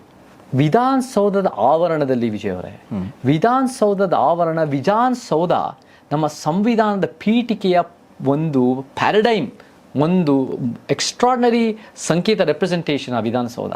ಅಲ್ಲಿ ಈ ಭುವನೇಶ್ವರಿಯ 25 ಅಡಿ ಸ್ಟ್ಯಾಚ್ಯೂ ಮಾಡ್ತಾರೆ. ಭುವನೇಶ್ವರಿ ಅನ್ನೋ ನನಗೆ ಕನ್ನಡದ ಪರ ಅಂತ ನನಗೆ ಕಾಣಲ್ಲ. ಭುವನೇಶ್ವರಿ ನನಗೆ ಕಾಣೋದು ಮೌಢ್ಯದ ಪರ, ಮೂಢನಂಬಿಕೆಯ ಪರ. ಈ ಅದು ಸಂವಿಧಾನದ 51A ಹೆಚ್ಚು ಅನ್ನೋ ವೈಜ್ಞಾನಿಕ ಮನಸ್ಥಿತಿ ಬೆಳೆಸ್ಕೋಬೇಕು ಅನ್ನೋದನ್ನ ಅದಕ್ಕೆ ವಿರುದ್ಧ ಇರೋದು. ನಮಗೇನು ಬೇಕು ಅಂದರೆ ಕನ್ನಡದ ಪರ ಯೋಜನೆಗಳು ಮಾಡಿ. ಮೊದಲನೇದಾಗಿ 3 ಲ್ಯಾಂಗ್ವೇಜ್ ಫಾರ್ಮುಲಾ ಕಿತ್ತಾಕಿ 2 ಲ್ಯಾಂಗ್ವೇಜ್ ಕನ್ನಡ ಇಂಗ್ಲೀಷ್ ಮಾಡಿ. ಕನ್ನಡ ಸರ್ಕಾರಿ ಶಾಲೆಗಳನ್ನ ಹೆಚ್ಚಳ ಮಾಡಿ, ಸುಧಾರಣೆ ಮಾಡಿ. ಕನ್ನಡ ಮೀಡಿಯಂನಲ್ಲಿ ಓದಿರೋರಿಗೆ ಸರ್ಕಾರಿ ಮೀಸಲಾತಿ ಹೆಚ್ಚಳ ಮಾಡಿ. ಖಾಸಗಿ ವಲಯದಲ್ಲಿ ಕನ್ನಡಿಗರಿಗೆ ಮತ್ತು ಎಲ್ಲ ಒಂದು ಸಮುದಾಯಗಳಿಗೆ, ಸ್ಥಳೀಯರಿಗೆ 50% ಲಿಂಗ, ಜಾತಿ ಮತ್ತು ಸ್ಥಳೀಯತನಕ್ಕೆ ಮೀಸಲಾತಿ ಕೊಡಿ. A&B ಸೆಕ್ಟರ್ ಜಾಬ್ನಲ್ಲಿ. ಪ್ರೈವೇಟ್ ಸೆಕ್ಟರ್ನಲ್ಲಿ ಕನ್ನಡ ಮಾನದಂಡ ಮಾಡಿಕೊಂಡು ಎಕ್ಸಾಮ್ಗಳು ಕೊಡಿ. ಎಷ್ಟೋ ರೀತಿ ಕನ್ನಡದ ಪರವಾಗಿ ಮಾಡ್ಬೋದು. ಅದು ಬಿಟ್ಟು ಸ್ಟ್ಯಾಚ್ಯೂ ಪಾಲಿಟಿಕ್ಸಿನ ಗಿಮಿಕ್ ಮಾಡಿಕೊಂಡು, ಸಂವಿಧಾನದ ವಿರೋಧಿ ನಡೆ ಮಾಡಿಕೊಂಡು, ಅದನ್ನು ಎಲ್ಲೋ ಒಂದು ಕಡೆ ಈ ಮೌಢ್ಯ ಮಾಡಿಕೊಂಡು, ಸಿದ್ದರಾಮಯ್ಯನ ಒಂದು ಅವಿವೇಕಿತನ ನನಗೆ ಇದೆ ಅದು ಕಾಣುತ್ತೆ ಹೊರತು ಇದರಲ್ಲಿ ಒಂದು ಪ್ರಾಮಾಣಿಕವಾಗಿ ಕನ್ನಡದ ಬಗ್ಗೆ ಪ್ರೀತಿ, ಸಂವಿಧಾನದ ಬಗ್ಗೆ ಪ್ರೀತಿ ಅಲ್ವೇ ಇಲ್ಲ. ಇದು ಸಂವಿಧಾನದ ವಿರೋಧ, ಇದು ಸ್ಟ್ಯಾಚ್ಯೂ ಗಿಮಿಕ್ಸ್. ಇದು ನನಗೆ ಭಾಳ ದುಃಖ ಆಗತ್ತಿದು. ನೀವೇ ಹೇಳ್ದಂಗೆ ಸಿದ್ದರಾಮಯ್ಯ ಈ ವಿಚಾರವಾಗಿ ಅವಿವೇಕಿ ರಾಮಯ್ಯ ಅಂತ ಖಂಡಿತ ಮರುನಾಮಕರಣ ಮಾಡಿ. ಇದರಲ್ಲಿ ಏನು, ಇದನ್ನ ಹೆಂಗ್ ಒಪ್ಪಕ್ಕಾಗತ್ತೆ? ಇದು ನಮಗೆ, ಇದು ಕನ್ನಡದ ಪರನೂ ಅಲ್ಲ, ಇದು ಕರ್ನಾಟಕದ ಪರ. ಇದು ಒಂದು ಮೌಢ್ಯನ ನೀವು ನಿಮ್ಮ ಗಿಮಿಕ್ಗಳಿಗೆ ನೀವು ಅದನ್ನ ತುಪ್ಪ ಸುರಿಯೋದು, ಅದನ್ನ ನಿಮ್ಮ ಲಾಭಕ್ಕೋಸ್ಕರ.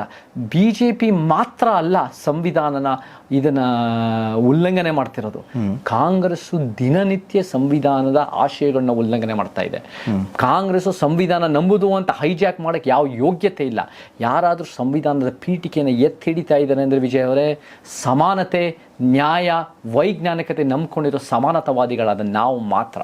ಆದರೆ ಕನ್ನಡ ಪರ ನೀತಿಗಳನ್ನು ಜಾರಿಗೆ ತರಬೇಕು ಅಂತ ಹೇಳ್ತೀರಾ, ಹಾಗಾದ್ರೆ ಇದುವರೆಗೆ ಯಾರು ತಂದಿಲ್ವಾ? ಹೇಗೆ ಕನ್ನಡ ಪರ ನೀತಿಗಳು ಸಾಕಷ್ಟು ತಂದಿಲ್ಲ. ಕಾಂಗ್ರೆಸ್ 1967 ಹಿಡಿದು 3 ಲ್ಯಾಂಗ್ವೇಜ್ ಫಾರ್ಮುಲಾ ತಂದು ಅವರು ಅದನ್ನ ಮೇಲೆ ಹೇರಿ, ಅದರ ಮೇಲೆ ಅದಾದಮೇಲೆ BJPನೂ ಎಷ್ಟೋ ಒಂದು ರೀತಿ ನಮಗೆ ಸ್ಟಾರ್ಟಿಂಗ್ನಲ್ಲೇ ಮೋದಿ ಇದನ್ನು ಕನ್ನಡ ಎಲ್ಲ ಸೋಷಿಯಲ್ ಮೀಡಿಯಾ ಅಕೌಂಟ್ಸು ಹಿಂದಿನಲ್ಲಿ ಇರಬೇಕಂತ ಹೇಳೋದು. ಇವತ್ತಿಗೂ ಹಿಂದಿಯ ರಾಷ್ಟ್ರೀಯತೆಯ ಅಸಮಾನತೆ, ಇಂಗ್ಲೀಷಿನ ಆರ್ಥಿಕ ಅಸಮಾನತೆ, ಸಂಸ್ಕೃತದ ಒಂದು ಸಾಂಸ್ಕೃತಿಕ ಅಸಮಾನತೆ, ಇವೆಲ್ಲನೂ ಕೂಡ ತಾಂಡವಾಡ್ತಾ ಇದೆ. ಕನ್ನಡದ ಇದನ್ನು ಒಂದು ಫೆಡರಲಿಸ್ಟ್ ಸ್ಟ್ರಕ್ಚರ್, ಒಂದು ಒಕ್ಕೂಟದ ವ್ಯವಸ್ಥೆಗೆ ನಾಶ ಆಗ್ತಾ ಇದೆ. ಸಿದ್ದರಾಮಯ್ಯನವರು ಹೇಳ್ತಾರೆ ಎಲ್ಲರೂ ಕರ್ನಾಟಕದಲ್ಲಿ ಇರೋರೆಲ್ಲ ಕನ್ನಡ ಕಲಿಬೇಕು. ಕನ್ನಡ ಕಲಿಬೇಕು ಅಂದರೆ ನೀವು ಅವರ ಫ್ರೀ ವಿಲ್ಲಿಗೆ ಬಿಡಕ್ಕಾಗಲ್ಲ. ಅವರ ಸ್ವತಂತ್ರ ನಿಮ್ಮ ಇಷ್ಟ ಬಂದಂಗೆ ಕಲೀರಿ ಕಂಡ್ರೆ ಅಲ್ಲ. ನೀವು ಸರ್ಕಾರದ ಹೆಡ್ ಆಗಿದ್ದಾಗ ನೀವು ಅದನ್ನು ಎನ್ಫೋರ್ಸ್ ಮಾಡಬೇಕು. ಎನ್ಫೋರ್ಸ್ ಮಾಡೋದಂದ್ರೆ ಏನು? ಕಾನೂನು ಉಲ್ಲಂಘನೆ ಮಾಡಿ ಎನ್ಫೋರ್ಸ್ ಮಾಡೋದಲ್ಲ. ಕಾನೂನು ಅಡಿಯಲ್ಲೇ ಕನ್ನಡಕ್ಕೆ ಬೆಳವಣಿಗೆ ಕೊಡಬೇಕು, ಕನ್ನಡಕ್ಕೆ ಬೆಂಬಲ ಕೊಡಬೇಕು, ಕನ್ನಡಕ್ಕೆ ಶಕ್ತಿ ತುಂಬಿಸ್ಬೇಕು. ಎಜುಕೇಷನಲ್ಲಿ, ವೊಕೇಶ್ನಲ್ಲಿ, ರೆಪ್ರೆಸೆಂಟೇಷನಲ್ಲಿ, ಎಲ್ಲ ರೀತಿ, ಎಕನಾಮಿಕ್ಲಿ. ಆ ಸೈನ್ ಬೋರ್ಡ್ಸು ಮಾಡಿದ್ದಾರೆ. ಯಾವಾಗ ಮಾಡಿದ್ರು ಸೈನ್ ಬೋರ್ಡ್ಸ್ ಇವರೆಲ್ಲ ಬಡ್ದು ಚರ್ಚೆ ಆದಮೇಲೆ ಸೈನ್ ಬೋರ್ಡ್ಸ್ ಮಾಡಿರೋದು. ಅಲ್ಲಿವರೆಗೂ ಇವ್ರು ಮಾಡೇ ಇಲ್ಲ. ನನಗೇನು ಅನ್ಸುತ್ತೆ ಅಂದರೆ ಸಿದ್ದರಾಮಯ್ಯನವ್ರಿಗೆ ಏನಾಗ್ಬಿಟ್ಟಿದೆ ವಿಜಯ್ ಅವರೇ ಅಂದರೆ, ಎಲ್ಲರ ಕಡೆಯೂ ಇಷ್ಟಪಡಿಸ್ಕೋಬೇಕು ಅಂತ ಮನ್ಸ್ಬಿಡ್ತೆ. ನಾನೇನೂ ಕೆಲಸ ಮಾಡಲ್ಲ. ನಾನು ಕೂಡ ಅವ್ರನ್ನ ಕರೆದಿದ್ದೀನಿ ಸೋಮಾರಿ ಸಿದ್ದು ಅಂತ. ಅವ್ರನ್ನ ಎಲ್ಲೂ ಕೂಡ ಕೆಲಸ ಮಾಡಿದೆ 5 ತ್ಯಾಪೆ ಹಚ್ಚೋ ಸ್ಕೀಮ್ ತಂದ್ಬಿಡೋದು. ಆಮೇಲೆ ಏನೂ ಮಾಡದೆ ಎಲ್ಲರ ಕಡೆ ಇಷ್ಟಪಟ್ಕೊಂಡು ಒಂದು ಇದನ್ನು ಮಾಡೋದು, ಒಂದು ಭುವನೇಶ್ವರಿ ಸ್ಟ್ಯಾಚ್ಯೂ ಮಾಡಿಬಿಟ್ಟು ಬ್ರಾಹ್ಮಣ್ಯ ಆಚರಣೆಗಳಲ್ಲಿ ಮಾಡಿ ವಿಧಾನಸೌಧದ ಆವರಣದಲ್ಲಿ ತರ್ಬೋದು. ಅದು ಎಲ್ಲರಿಗೂ ಇಷ್ಟ ಆಗ್ಬಿಡುತ್ತೆ ಅನ್ನೋ ರೀತಿಯಲ್ಲಿ. ನೀವು ಯಾವಾಗ ಎಲ್ಲರೂ ನಿಮ್ಮನ್ನು ಇಷ್ಟಪಡಬೇಕು ಅಂತೀರಿ ಅಲ್ಲ, ಯಾರೂ ನಿಮ್ಮನ್ನು ಇಷ್ಟಪಡಲ್ಲ. ಯಾಕಂದರೆ ನೀವು ಒಂದು ರೀತಿಯ ತೆಲುಗುನಲ್ಲಿ ಹೇಳ್ತಾರೆ, ಅಂದರ್ಕು ಮನುಷ್ಯವಾಳು ಆಗಿದ್ರೆ ಅದು ಸಾಧ್ಯ ಆಗಲ್ಲ. ನೀವು ಒಂದು ಸಿದ್ಧಾಂತ ನಿಂತ್ಕೊಳ್ಳಿ. ನಿಮ್ಮ ಸಂವಿಧಾನ, ನೀವು ಅಹಿಂದ ನಾಯಕನಂದರೆ ಅಹಿಂದ ಪರವಾಗಿ ಬೆಳವಣಿಗೆ ಕೆಲಸ ಮಾಡಿ. ನೀವು ವೈಜ್ಞಾನಿಕತೆ ಅಂದರೆ ವೈಜ್ಞಾನಿಕತೆ ಮಾಡಿ. ಅದು ಬಿಟ್ಟು ಶರ್ಟ್ ಬಿಚ್ಚಿ ಇದು ಧರ್ಮಸ್ಥಳಕ್ಕೆ ಹೋಗಿ ಪೂಜೆ ಪುನಸ್ಕಾರ ಮಾಡೋದಲ್ಲಿ ಏನಿದೆ? ಆ ಸೌಜನ್ಯ ಪ್ರಕರಣ ಇನ್ನೂ ಸರಿಪಟ್ಟಿಲ್ಲ ಅಲ್ಲಿ. ಆದರೂ ಕೂಡ ನೀವು ಶರ್ಟ್ ಬಿಚ್ಚಿಬಿಟ್ಟು ನೀವು ಪೂಜೆ ಪುನಸ್ಕಾರ ಮಾಡ್ತಾ, ಇದು ಧರ್ಮ ನಿರಪೇಕ್ಷತೆನಾ? ಸಂವಿಧಾನದ ಪೀಠಿಕೆನಾ ಇದು? ಹಿಂಗೆ ಸೊ ಇವ್ರು ಮಾಡೋದನ್ನು ಯಾವುದೇ ಇವ್ರು ಮಾಡೋ 11,000 ಕೋಟಿ SC/ST TSP ಹಣ ತೊಗೊಳ್ಳೋದಾಗಿರ್ಬೋದು, ಕುರುಬರನ್ನ STಗೆ ಸೇರಿಸೋದಾಗಿರ್ಬೋದು, ಜಾತಿ ಜನಗಣತಿನ ಬಿಡುಗಡೆ ಮಾಡೋದೇ ಇರ್ಬೋದಾಗಿರ್ಬೋದು, ರೈತರ ಭೂಮಿನ ಇವರಿಗೆ ಗಣಿ ಮಾಫಿಯಾಗಿ ಮಾರಾಟ ಮಾಡೋದಾಗ ಅವರಿಗೆ ಮಾರಾಟ ಮಾಡೋ ಪರ್ಮಿಷನ್ ಕೊಡೋದಾಗಿರ್ಬೋದು, ಎಷ್ಟೋ ರೀತಿಗಳಲ್ಲಿ ಸಿದ್ದರಾಮಯ್ಯ 1 ವರ್ಷದಲ್ಲಿ ಒಳ್ಳೇದು ಮಾಡೋದು ಶೂನ್ಯ, ಮಾಡಬಾರದು ಮಾಡೋದು ಜಾಸ್ತಿ, ಸೋಮಾರಿಸಿದ್ದು ಅಂದರೆ ಸುಳ್ಳಿಲ್ಲ. ಓಕೆ, ಸಲಿಂಗ ವಿವಾಹವನ್ನು ಕಾನೂನುಬದ್ಧವಾಗಿ ಮಾಡ್ತು ಅಂತ ಥೈಲ್ಯಾಂಡ್ ಬಗ್ಗೆ ಮಾತಾಡ್ತೀವಿ. ಹೌದೌದು. ಸೊ ಭಾರತ ನ್ಯಾಯದ ವಿಷಯದಲ್ಲಿ ಥೈಲ್ಯಾಂಡ್ನ ಅನುಕರಿಸಬೇಕು ಅಂತ ಹೇಳಿ. ಖಂಡಿತ. ನಮಗೆ ಮದುವೆ ಅನ್ನೋ ಹಕ್ಕು, ನಮಗೆ ಒಂದು ಮನುಷ್ಯ ಇನ್ನೊಂದು ಮನುಷ್ಯನ ಜೊತೆ ನಾನು ಮದುವೆ ಆಗೋ ಹಕ್ಕು ಅನ್ನೋದು ನನಗೆ UCC ಅನ್ನು ನಾನು ಸಪೋರ್ಟ್ ಮಾಡ್ತೀನಿ. ಹಿಂದುತ್ವದ UCC ಅಲ್ಲ, ಪುರುಷ ಪ್ರಧಾನದ UCC ಅಲ್ಲ, ಸಮಾನತಾವಾದದ UCC ಅಂದರೆ ಒಂದು ಯೂನಿಫಾರ್ಮ್ ಸಿವಿಲ್ ಕೋಡ್, ಸಮಾನತೆವಾದ. ನಮಗೆ ಮದುವೆ ಅಂದಾಗ 2 ವಯಸ್ಸಿಗೆ ಬಂದಿರೋ ಒಪ್ಪಿಗೆ ಆಗಿರೋ ಮನುಷ್ಯ, ಅದು ಒಂದು ಗಂಡಸು ಹೆಂಗಸೇ ಆಗಿರಬೇಕು ಅಂತ ಏನಿಲ್ಲ. ಗಂಡಸು ಆಗಲಿ, ಹೆಂಗಸು ಆಗಲಿ, ಒಬ್ಬರು ಇಬ್ಬಿಬ್ಬರು 3 4 ಜನ ಮದುವೆ ಆಗಿ ನಾನು ಒಪ್ಪಲ್ಲ. ನಮಗೆ ಎಲ್ಲರಿಗೂ ನೀವು ಮದುವೆ ಅಂದಾಗ ಅದರದ್ದೇ ಆದ ಒಂದು ಚೌಕಟ್ಟಿದೆ. ಅದು ಲಿಂಗದ ಮೇಲೆ ಚೌಕಟ್ಟು ಮಾಡಬಾರ್ದು, ಅದು ಒಂದು ಇಂಡಿವಿಜುವಲ್ ಮೇಲೆ ಚೌಕಟ್ಟು ಮಾಡಬೇಕು. ಸಲಿಂಗ ಪ್ರೇಮಿಗಳಿಗೆ ನಮ್ಮ ದೇಶದಲ್ಲಿ ಅವ್ರದ್ದೇ ಆದ ಒಂದು ನ್ಯಾಯಬದ್ಧವಾಗಿರಬೇಕು. ಅವ್ರಿಗೂ ಕೂಡ ಏನು ಒಂದು ಇನ್ಹೆರಿಟೆನ್ಸ್ ಬೆನಿಫಿಟ್ ಥೈಲ್ಯಾಂಡ್ ಕೊಟ್ಟಿದೆ, ಅಡಾಪ್ಷನ್ ರೈಟ್ಸ್ ಕೊಟ್ಟಿದೆ. ಅವರು ಕೂಡ ಒಂದು ಸಲಿಂಗ ಪ್ರೇಮ ಅನ್ನೋದು is a natural biological aspect. ಅದು ಸಮಾಜ. ನಮಗೆ ಲಿಂಗ ತಾರತಮ್ಯ, ಪುರುಷ ಪ್ರಧಾನ ವ್ಯವಸ್ಥೆ ಅಂದ್ರೆ ಅದು ಬರೀ ಹೆಂಗಸರ ಮೇಲೆ ತಾರತಮ್ಯ ಮಾಡೋದಷ್ಟೇ ಅಲ್ಲ, LGBTQ ಮೇಲೂ ನಮ್ಗೆ ಎಷ್ಟು ತಾರತಮ್ಯ ನಡೀತಾ ಇದೆ.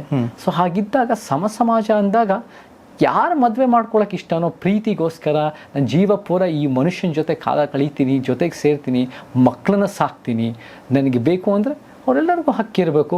ಸೊ ಆ ಕಾರಣಕ್ಕೆ Thailand first south East Asian country ಅದನ್ನು ಒಂದು ಸಲಿಂಗ ಪ್ರೇಮದ ಒಂದು ಹಕ್ಕು ಕೊಟ್ಟಿರೋದು, ಮತ್ತು ಅಡಾಪ್ಷನ್ನು ಇನ್ಹೆರಿಟೆನ್ಸು ಕೂಡ ಸಮಾನವಾಗಿ ಹಂಚಿರೋದು. ನಮಗೂ ಕೂಡ ಇಲ್ಲಿ ಬೇಕು, ಅದು ಸಲಿಂಗ ಪ್ರೇಮಿಗಳಿಗೂ ಬೇಕು, ಯೂನಿಫಾರ್ಮ್ ಸಿವಿಲ್ ಕೋಡ್ ಬೇಕು. ಅದು BJP ಹೆಂಗೆ ರೂಪಿಸ್ತಾರೆ ನನಗೆ ಗೊತ್ತಿಲ್ಲ, ಆದರೆ ಅದನ್ನು ಒಂದು ಸಮಾನತವಾದ ಯೂನಿಫಾರ್ಮ್ ಸಿವಿಲ್ ಕೋಡ್ ಇದ್ದರೆ, ಯೂನಿಫಾರ್ಮ್ ಕ್ರಿಮಿನಲ್ ಕೋಡ್ ಇದೆ. ಯಾವುದೋ ಒಂದು ಮುಸ್ಲಿಂ ಬಂದಿದ್ದ ತಕ್ಷಣ ಅವನ್ನ ಶರಿಯಲ್ಲ, ಕೈ ಕತ್ತರಿಸಾಕೋದು, ಕಲ್ಲು ಹಾಕೋದು, ಏನೂ ಮಾಡಲ್ಲ, ಅವ್ರಿಗೂ ಕೋರ್ಟ್ ಕಚೇರಿ ಪೊಲೀಸ್ ಸ್ಟೇಷನ್ನು ಇದೆ. ಸಿವಿಲ್ ಕೋಡು ನಮಗೆ ಬೇರೆ ಮದುವೆ, ಅಡಾಪ್ಷನ್ನು, ಇನ್ಹೆರಿಟೆನ್ಸು, ಬೇರೆ ಡಿವೋರ್ಸು, ಬೇರೆ ಇರಬಾರ್ದು.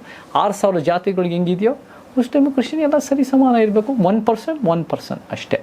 ಓಕೆ, ಇತ್ತೀಚೆಗೆ ನಡೆದ ಲೋಕಸಭೆ ಚುನಾವಣೆಯಲ್ಲಿ ನೀವು ಡಾಕ್ಟರ್ ಮಂಜುನಾಥ್ ಅವರ ಆಸ್ತಿ ಘೋಷಣೆ ವಿಚಾರವಾಗಿ ಮಾತಾಡ್ತೀರಾ. 100 ಕೋಟಿ ಆಸ್ತಿ ಘೋಷಣೆ ಮಾಡಿದ್ದಾರೆ ಅಂತ. ಸೊ ಅಷ್ಟು ಆಸ್ತಿ ಘೋಷಣೆ ಮಾಡಿದ ತಪ್ಪು ಸರಿನಾ ಅಥವಾ ಮಾಡಬಾರ್ದಾಗಿತ್ತು? ಅವ್ರ ಆಸ್ತಿ ಘೋಷಣೆ ಮಾಡಿದ ತಪ್ಪು ಅಂತ ಹೇಳೋಕ್ಕಾಗಲ್ಲ. ಅವ್ರ ಆಸ್ತಿ ಇದ್ರೆ ಅವ್ರು ಘೋಷಣೆ ಮಾಡ್ತಾರೆ, ಅದು ಅದು ಸತ್ಯ ನಾವು ಹೇಳಲೇಬೇಕು. ನಿಮ್ಮ ವಾದ ಏನು? ನನ್ನ ವಾದ ಏನು ಅಂದರೆ, ಸೇವೆ ಮಾಡೋರು ಅಂದಮೇಲೆ, ಸೇವೆ ಸರಳ ಜೀವಿ ಅಂದಮೇಲೆ ನೀವು ದುಡ್ಡನ್ನು ಮುಖ್ಯ ಮಾಡಿರಲ್ಲ. ಅವರು ದುಡ್ಡನ್ನು ಮುಖ್ಯ ಮಾಡಿರೋಕ್ಕೆ ಸಾಧ್ಯ ಇಲ್ಲ. ಅವ್ರು ಸರ್ಕಾರಕ್ಕೋಸ್ಕರ ಕೆಲಸ ಮಾಡಿದ್ದಾರೆ, ಅವ್ರು ಏನೇನು ಮಾಡಿದ್ದಾರೆ ಅದು ಒಂದು ನಮಗೆ ಗೊತ್ತಿದೆ. ಜಯದೇವದ ಸರ್ಕಾರ ಕೆಲಸ ಅವರು ಒಂದು ಸರಳ ಡಾಕ್ಟರ್. ಸಾಮಾಜಿಕ ಕಾಳಜಿ ಅಪಾರ ಇದೆ, ನನಗೆ ಅದರಲ್ಲಿ 2 ಮಾತಿಲ್ಲ. ಆದರೆ ಸಾಮಾಜಿಕ ಕಾಳಜಿ ಇದ್ದಾಗ ನಾನು ಒಂದು ಕೇಳ್ತೀನಿ, ನಿಮಗೆ ದುಡ್ಡು ಜಾಸ್ತಿ ಬರಲ್ಲ. ನಾವಿವಾಗ ಒಂದು 10-15 ವರ್ಷದಿಂದ ಸಮಾಜದ ಬಗ್ಗೆ ಕೆಲಸ ಮಾಡ್ತಾ ಇದ್ದೀನಿ. ನನ್ನ ಜೇಬಿಂದ ಸಮಾಜಕ್ಕೆ ಹೋಗ್ತಾ ಇದೆ ಹೊರತು ಏನೂ ಬರ್ತಾ ಇಲ್ಲ ವಾಪಸ್ಸು. ಸೊ ನಿಮ್ಗೆ ಹಾಗಿದ್ದಾಗ ನಿಮಗೆ 100 ಕೋಟಿ ಇದೆ ಅಂದಾಗ ನೀವು ಅದು ಹೆಂಗೆ ಸಮರ್ಥಿಸ್ಕೊತೀರಾ? ಮತ್ತು ಸರಳ ವೈದ್ಯ ಅಂದರೆ 100 ಕೋಟಿ ಇರೋರು ಸರಳ ಅಂತ ಹೇಳೋಕ್ಕಾಗತ್ತಾ? ನಮಗೆ ಎಷ್ಟು ಜನಸಂಖ್ಯೆಯಲ್ಲಿ ಅದು ಡಾಕ್ಟರ್ಗಳೇ ನೋಡಿರ್ಬೋದು, ಅದು ಪ್ರೈವೇಟ್ ಕೆಲಸ ಮಾಡ್ಕೊಂಡಿರೋ ಡಾಕ್ಟರ್ಗಳೇ ಇರ್ಬೋದು. 100 ಕೋಟಿ ಎಲ್ಲಿದೆ? ಸರ್ಕಾರಿ ಹಾಸ್ಪಿಟಲಲ್ಲಿ ಕೆಲಸ ಮಾಡಿಕೊಂಡು ಸರಳ ಡಾಕ್ಟರ್, ಸಿಂಪಲ್ ಡಾಕ್ಟರ್, ಸಮಾಜಮುಖಿ ಡಾಕ್ಟರ್ ಅಂತ ಹೇಳ್ಕೊಡೋರಿಗೆ 100 ಕೋಟಿ ಇರೋದು ಒಂದು ಸ್ವಲ್ಪ ನನಗೆ ಅಸಾಧಾರಣ ಅಂತ ನನಗೆ ಇದು ನಿಮ್ಮ ಪ್ರಶ್ನೆ. ಅದು ನನಗೆ ಅನಿಸಿದೆ. ಹಾಗಿದ್ದಾಗ ಅವ್ರನ್ನ 100 ಕೋಟಿ ಇಲ್ಲ ಅಂತ ಹೇಳ್ತಾ ಇಲ್ಲ, ಅವ್ರು ಇದೆ ಅಂತ ಅವ್ರು ಹೇಳ್ಕೊಂಡಿದ್ದಾರೆ, ಅದ್ರಲ್ಲಿ 2 ಮಾತಿಲ್ಲ. ಬಟ್ ನನಗೆ ಅದಿದ್ರೂ ಕೂಡ ಅದು ಒಂದು ರೀತಿ ಸರಳತೆಗೆ ಒಂದು ಸ್ವಲ್ಪ ಅದು ನಮಗೆ ಪ್ರಶ್ನೆಗಳು ಬರುತ್ತೆ. ಅದು ಹೆಂಗೆ ಅದು ಸರಳತೆ? ಇಷ್ಟೊಂದು ದುಡ್ಡಿದ್ರೆ, ನನ್ನ ಪ್ರಕಾರ ಇಷ್ಟೊಂದು ದುಡ್ಡು ಯಾರ ಹತ್ರನೂ ಇರಬಾರ್ದು. ನಮಗೆ ಅದೇನು ಮಂಜುನಾಥ್ ಅವ್ರು ಮಾತ್ರ ಅಲ್ಲ, ಮಂಜುನಾಥ್ ಜಾಸ್ತಿ ಭಾಳ ಇದೆ, 1000 ಕೋಟಿ ಇರೋರು ಇದ್ದಾರೆ. ಇವ್ರಿಗೆ ಯಾಕೆ ಅಷ್ಟೊಂದು ದುಡ್ಡು? ಯಾಕೆ ಬೇಕು ನಿಮ್ಗೆ ಅಷ್ಟೊಂದು ದುಡ್ಡು? ಅದು ಹೆಂಗೆ ಬಂತು ಅನ್ನೋದು ಪ್ರಶ್ನೆ ಬರುತ್ತೆ. ಯಾಕೆ ಬೇಕು ಅಷ್ಟೊಂದು ದುಡ್ಡು? ನಮಗೆ ಸಮಾಜದಲ್ಲಿ ವೆಲ್ಫೇರ್ ಸ್ಕೀಮ್ಸ್ ಮಾಡಿಕೊಂಡು ಎಲ್ಲರಿಗೂ ಸಮಾನತೆ ಮಾಡಬೇಕು ಅಂದರೆ ನನ್ನಿಂದ, ಮಂಜುನಾಥ್ ಅವರಿಂದ, DK ಶಿವಕುಮಾರಿಂದ ಕಿತ್ಕೊಂಡು ಮರು ಹಂಚಿಕೆ ಮಾಡಬೇಕು.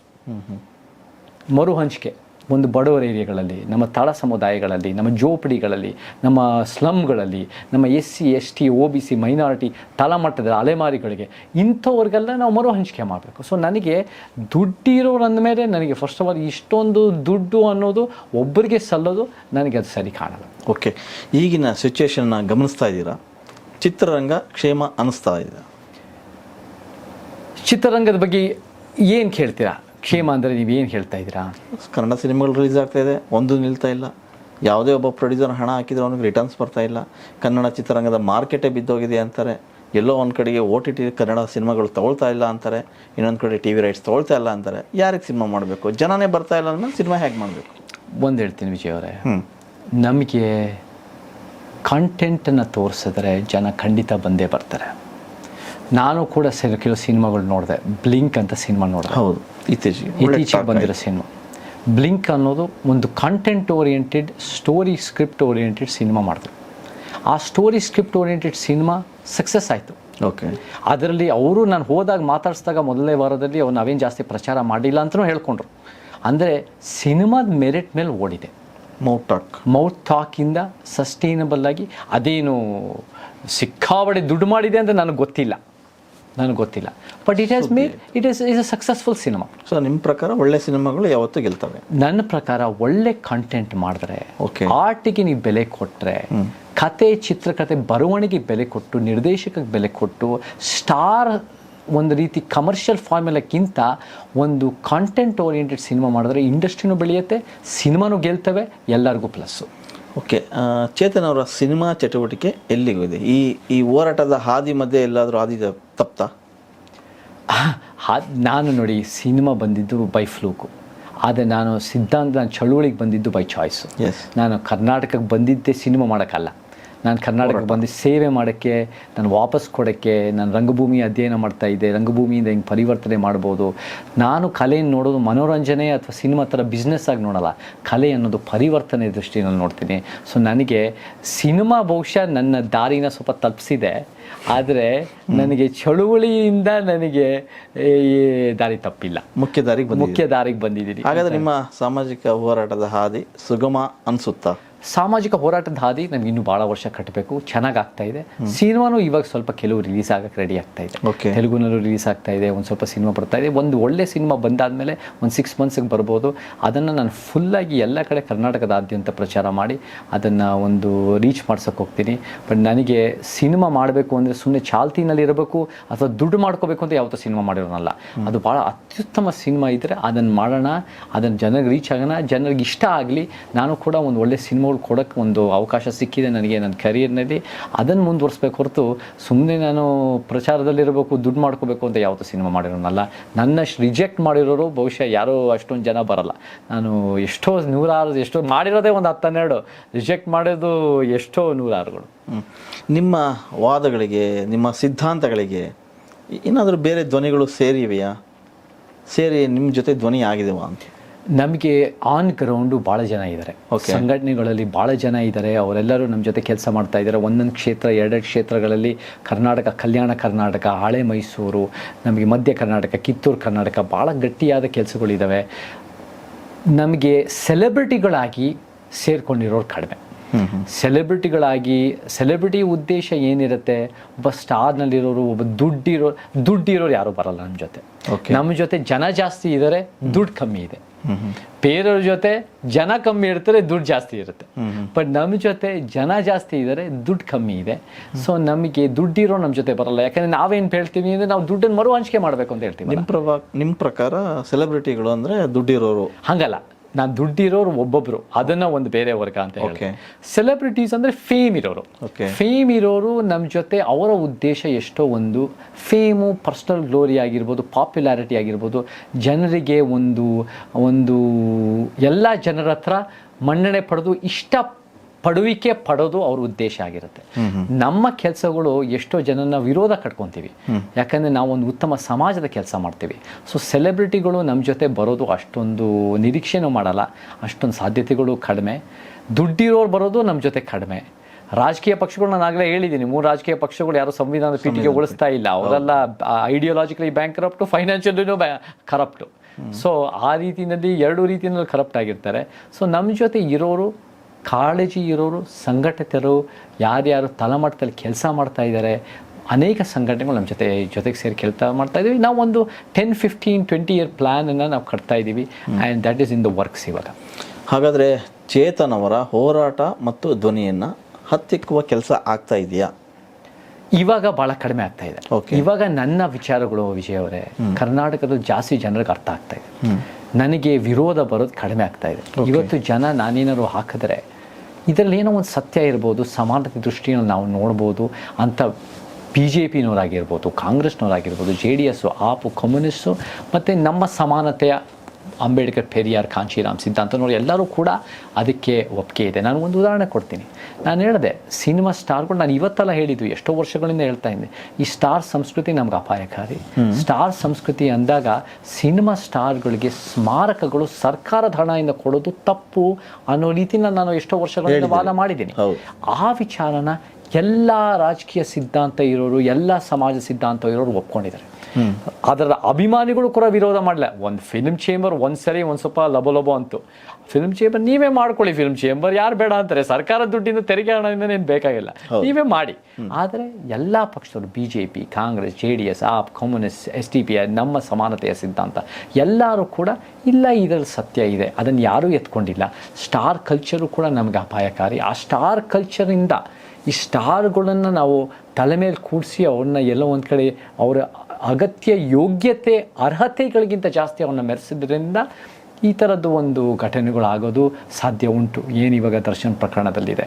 ಸೊ ಅಂಥದ್ರಲ್ಲಿ ಎಲ್ಲರೂ ಹಂಗೆ ಆಗ್ತಾರೆ ಅಂತ ಅಲ್ಲ, ಬಟ್ ಆ ಒಂದು ಅಮಲು ತಲೆಗೋಗಿ ನಾನು ಏನು ಮಾಡಿದ್ರೂ ನನ್ನನ್ನು ಮುಟ್ಟಕ್ಕಾಗಲ್ಲ, ನಾನು ಏನು ಮಾಡಿದ್ರೂ ನಾನು ಆಕಾಶದಿಂದ ಉದುರಿದ್ದೀನಿ ಅಂತ ಒಂದು ಮನಸ್ಥಿತಿ ಬರೋ ಸಾಧ್ಯತೆಗಳು ಬರುತ್ತೆ. ಅದನ್ನು ನಾವು ಸಮಾಜನೇ ಕಟ್ಟಿರ್ತೀವಿ. ಸೊ ಅದು ಬದುಕಿದ್ದಾಗ ಅವ್ರು ಒಳ್ಳೆ ಸಂಭಾವನೆ ಕೊಟ್ಟಾದ್ಮೇಲೆ ನಮಗೆ ಸತ್ತ ಮೇಲೆ ಅವ್ರ ದುಡ್ಡು ಮೇಲೆ ಅವ್ರು ಹಾಕಲಿ. ಅದನ್ನೇ ನಮಗೇನು ಒಂದು ರೀತಿ ಸರ್ಕಾರ ತೆರಿಗೆ ಹಣ ಇನ್ನು ಸಿನಿಮಾ ಸ್ಟಾರ್ಗಳಿಗೇನು ಸ್ಮಾರಕಗಳೇನು ಬೇಡ, ಅವ್ರದ್ದೇನು ಸಮಾಜದ ಕೊಡುಗೆ ಏನೂ ಇಲ್ಲ. ಕಲೆ ಸಿನಿಮಾಗೆ ಮಾಡಿದ್ದಾರೆ, ಕಲೆ ಸಿನಿಮಾ ಮಾಡೋರು ಎಲ್ಲರಿಗೂ ಕರ್ಕೊಂಬನ್ನಿ, ನಮ್ಮ ಬಯಲು ನಾಟಕನವ್ರು ಕರ್ಕೊಂಬನ್ನಿ, ನಮ್ಮ ಕಲಾವಿದರು ಬೇರೆ ಬೇರೆ ನಾದಸ್ವರ, ತಮಟೆ ಕಲಾವಿದರು ಕರ್ಕೊಂಬನ್ನಿ, ನಮ್ಮ ಹಗಲು ವೇಷ, ನಮ್ಮ ಶಿಲ್ಲೆ ಖ್ಯಾತ ತೊಗಲು ಗೊಂಬೆ, ತೊಗಲು ಗೊಂಬೆ, ನಮ್ಮ ಚನ್ನದಾಸರ ಬಯಲಾಟ, ಇದೆಲ್ಲ ನಮ್ಮ ಕೋಲೆ ಬಸವ, ಇದೆಲ್ಲ ನಮಗೆ ಕರ್ಕೊಂಬನ್ನಿ. ಇದೆಲ್ಲ ಕಲಾವಿದರು. ಏನು ಸಿನಿಮಾ ಸ್ಟಾರ್ ಒಬ್ಬನೇ ನಾ ಕಲಾವಿದ? ಏನು 100 ವರ್ಷದ ಸಿನಿಮಾ ಹೀರೋ ಬಂದಿದ ತಕ್ಷಣ ಕಲೆ ಬಂದ್ಬಿಡ್ತು? 1 ಲಕ್ಷದ ವರ್ಷದ ಹಿನ್ನೆಲೆ ಇದೆ ಕಲೆಗೆ, ಇತಿಹಾಸ ಇದೆ ವಿಜಯ್ ಅವರ ಕಲೆಗೆ. ಎಷ್ಟು ಲಕ್ಷಾಂತರ ಕಲೆಯ ರೂಪಗಳಿದಾವೆ, ಅವನ್ನೆಲ್ಲ ಗುರ್ಸೋಣ. ಏನು ಸಿನಿಮಾ ಸ್ಟಾರ್ ಬಿಸ್ನೆಸ್ ಅಂದಿದ ತಕ್ಷಣ ಅವನ್ ಮಾತ್ರ ಮುಖ್ಯ, ಮಿಕ್ಕಿದ ಇನ್ಯಾರು ಕಲೆ ಕೊಡುಗೆ ಕೊಟ್ಟಿರೋ ಮುಖ್ಯ ಅಲ್ಲ ಅಂತ ನಾವು ನೋಡೋಕ್ಕಾಗಲ್ಲ. ನಮಗೆ ಕಲೆ ಭಾಳ ಮುಖ್ಯ. ಸೊ ಆ ನಿಟ್ಟಿನಲ್ಲಿ ಈ ಒಂದು ಸ್ಟಾರ್ ಕಲ್ಚರ್ ನಮಗೆ ಭಾಳ ಅಪಾಯಕಾರಿ ಅಂತ ಹೇಳಿದ್ದೀನಿ. ಎಷ್ಟೋ ಜನ ನಮ್ಮ ವಿಚಾರಗಳು ಇವತ್ತಿನ ದಿನ ಒಪ್ತಾ ಇದ್ದಾರೆ. ಎಲ್ಲ ಪಕ್ಷಗಳಿಂದ ಇಲ್ಲ, ಅದೇನು ನಮಗೆ ಒಂದು ಪಕ್ಷ ವಿರೋಧ ಅಲ್ಲ, ಎಲ್ಲ ಪಕ್ಷಗಳಿಂದ ಜನ ಹೇಳಿ ಇದ್ರಲ್ಲಿ ಸತ್ಯ ಇದೆ ಅಂತ ಬರ್ತಾರೆ, ಒಪ್ತಾ ಇದ್ದಾರೆ. ಅದಕ್ಕೆ ನನಗೆ ಹತ್ತಿಕ್ಕದಕ್ಕಿಂತ ಹೆಚ್ಚಾಗಿ ಇವಾಗ ರೀಚ್ ಆಗ್ತಾ ಇದೆ ಅನ್ನೋ ನನಗೆ ಸಂತೋಷ ಜಾಸ್ತಿ ಇದೆ. ಎಸ್, ಇವಿಷ್ಟು ಚೇತನ್ ಅವರ ಮಾತು. ನನ್ನನ್ನು ಯಾರೂ ಹತ್ತಿಕ್ತಿಲ್ಲ, ನನ್ನ ಧ್ವನಿ ಇನ್ನೂ ಸೌಂಡು ಜಾಸ್ತಿ ಆಗಿದೆ ಅಂತ ಹೇಳ್ತಾ ಆ ಹೋರಾಟನ ಇವಾಗಲೂ ಕೂಡ ಮುಂದುವರಿಸ್ತೀನಿ ಅಂತ ಹೇಳಿದಂಥ ನಮ್ಮ ಚೇತನ್ ಅವರ ಹೋರಾಟದ ಹಾದಿ ಹೀಗೆ ಮುಂದುವರಿಲಿ ಸರ್. ನಿಮ್ಮ ಸಿದ್ಧಾಂತಗಳು, ನಿಮ್ಮ ಹೋರಾಟ, ನಿಮ್ಮ ಸಾಮಾಜಿಕ ಕಾಳಜಿ ಏನಿದೆ ಇದು ನಿರಂತರವಾಗಿ ಸಾಗಲಿ. ಸ್ಟುಡಿಯೋಗೆ ಬಂದಿದ್ದೀರಾ. ಕರ್ನಾಟಕ TV ಭಾಳ ಒಳ್ಳೆ ಕೆಲಸ ಮಾಡ್ತಾ ಇದೆ. ಎಲ್ಲ ಜನರಿಗೂ ಅವರ ಮಾತುಗಳನ್ನು ಜನರ ಮುಂದೆ ಇಟ್ಟು ಸತ್ಯತೆಗಳನ್ನ ನೀವು ಹೊರಗೆ ತೆಗಿತಾ ಇದ್ದೀರಾ. ನೀವು ಯಾವ ಒಂದು ಪರ್ಸ್ನಲ್ ಅಜೆಂಡಾ ಇಲ್ಲದೆ ಸತ್ಯಕ್ಕೋಸ್ಕರ ನೀವು ಮಾಡ್ತಿರೋ ಕರ್ನಾಟಕ TV ಮುಂದುವರಿಸಿ. ಭಾಳ ಸಂತೋಷ ಆಗುತ್ತೆ. ಜೈ ಕರ್ನಾಟಕ.